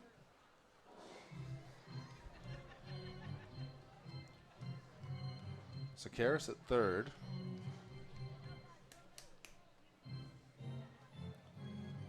Looking to score on anything that gets through the infield. And hopefully Claire Hook can put something on the ground here and cash the 7th run of the day for the Bulls. That one's fouled back in the netting.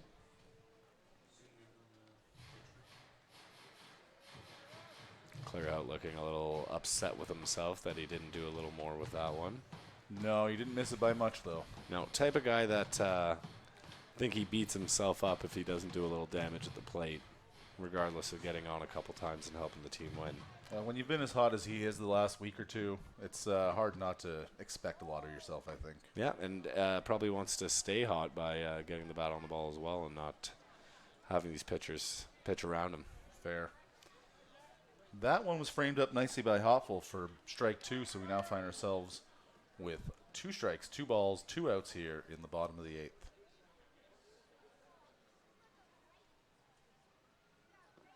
Ooh, check swing. Not going around, says the third base umpire. So that'll run the count to 3-2 here. Yeah, good job of Clairhout checking up on the breaking ball in the dirt there. Looks like he was sitting fastball, seeing breaking ball. Stopping himself in time. Yeah. I wouldn't be surprised to see a fastball here, though. Ooh, and he swings through it for strike 3. So that'll end the bottom of the 8th here for the Bulls. But they do tack on another run and now lead 6-1 here through 8. You're watching Lethbridge Bulls baseball on Flow Sports.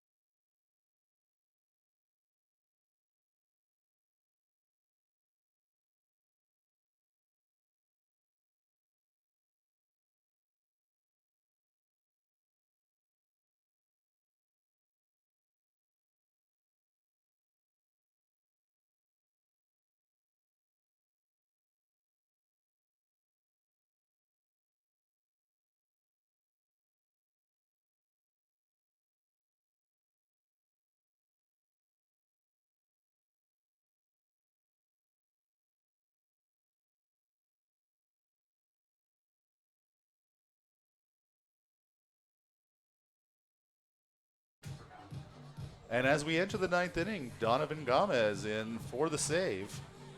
Oh, I suppose it wouldn't be a save opportunity, but he's here to shut the door. Absolutely, Dave. Much like when we saw him play against the Cactus Rats, this guy's got some nasty stuff. Yes, as your scouting report to me was when you saw him running out, he's sick. He is sick, Dave. I said, oh, this guy's back, and he is sick. And that is as accurate of a scouting report as you're going to get from me guys. Absolutely. The stats indicate the same. This will be his 7th outing of the year. He's pitched 7 innings so far. 11 strikeouts against no base on balls. Also comes in with a 0 ERA. 1 win, 2 saves on the season so far. Yeah, he's got what you want to see from your pitcher as well as what we've seen from the Bulls pitchers today. Very good at getting ahead in the count. Very good at mixing speeds, mixing locations, keeping the batters on their toes and not looking comfortable at the plate. So the Bulls 3 outs away from what would be their 15th win of the season. And bottom of the order coming up for the Bombers as well here. So Wrecker, Hopful, Bedford, the scheduled hitters for the Bombers. And collectively, they have not done much other than a single from Bedford in the 5th inning. That's it, Dave. Yeah, 3 Ks between them. The 1 single and a little bit of contact, but yeah, not a ton. Contact isn't a problem for these Bulls. They're defensively solid, and I'm sure all our Bulls fans are hoping we see 3 up, 3 down real quick here. For you Bombers fans, you're hoping to see a late inning rally. That first pitch fouled over the grandstand. And that's the tough thing about him, about Gamez, is he's going to give you a lot of pitches in the strike zone. He's going to give you a chance to hit it. You're just not sure what's coming each time. You got to be an aggressive hitter and take advantage if there's a mistake, which very rarely you see. Indeed. Count now 1-1 on Wrecker. Sun almost all the way down here, but we've still got a very good crowd on hand to catch the end of this game. Yeah, everyone wants to sing the song, Dave. Definitely. And that third pitch of the AB misses high for ball 2.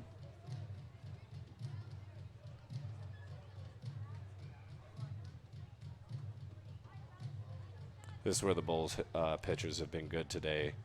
2-1 situations, getting back into the count. Indeed they have. And Gomez does just that by inducing a pop-out that's caught nicely by McTavish right on the first base line in shallow right field. Yeah, I don't know if that one was going to be fair or foul, Dave. That was going to be a close one, but regardless, it's a ball in the air. You want to get it, and like you said before, just leave it to the defense to just get the job done. Mm-hmm. I think it would have landed foul, but I think it was so close and so lofted that you'd kick yourself if you didn't try and make a play on it. I agree. And it's a catch you make 9 times out of 10, yep. if not more. That one is hit on a bounce right in front of the plate over to third base. Sakaris quickly over to Clarehout, and that's a quick 2 outs here. As we have Bedford step into the plate as potentially the final hitter of the ball game here in a 6-1 baseball game between the Lethbridge Bulls and the Brooks Bombers. Yeah, Hoffel was eager to swing at that one and sawed one off to the third baseman, who made a nice play over to first base for the second out of the inning, and now we're 1 out away. Excited to see the fans get on their feet here. Gomez bounces the first pitch for ball 1. Comes back with a great pitch for strike 1. So 1-1 here with 2 outs. Fans are getting excited. Yeah, the Bulls fans have come alive here. Clapping. A couple of fans on their feet already. And that one's high. Bedford almost offered at it, getting out of the way. Bufford tried to appeal down to the first base umpire, but they didn't even entertain that option. Did not even try. It was very funny to see. That one swung on as well, so 2-2 here. And the Bombers down to their final strike. Crowd getting even livelier now as Gomez looks in for the sign.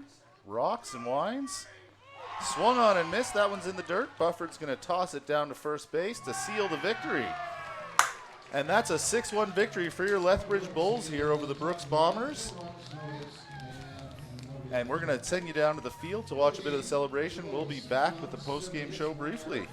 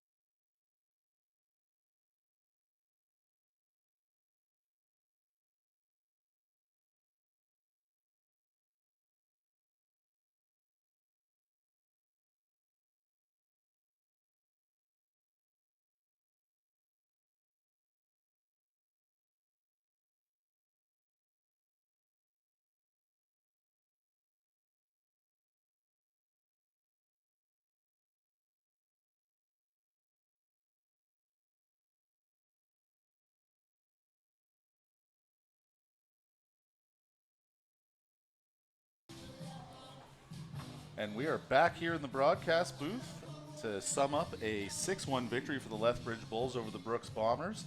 Bulls had their 6 runs on 7 hits with 2 big home runs. Bombers had their 1 run on 6 hits. And Jay, who was your player of the game tonight? Well, Dave, for me, like I said in 7th, 8th inning, it was Jalen Ryan. He had the big home run, nice defensive plays in the field. Not to say that Levi Abbott didn't have a great game. But for me, he's my standout player. Bernie Sakaris with a nice nod as well. But this was just a complete Bulls win. Absolutely. Well, they did it in all 3 facets: pitching, fielding, and hitting. And when you do that, it's a recipe for victory. Yep. That's what we've got here tonight. The Bulls winning 6-1 in just under 3 hours. We'll be back on Flow Sports tomorrow for the game between the Bulls and the Dogs. And Jay and I will see you this Tuesday for Canada Day, 2:05 against Weyburn. Big thanks to Clayton Yates, our producer, BK, our video technician. Thanks to you, Jay, and thanks to you, fans. We'll see you next time. Thanks, Dave. Go Bulls. Go Bulls. You're watching Lethbridge Bulls baseball on Flow Sports.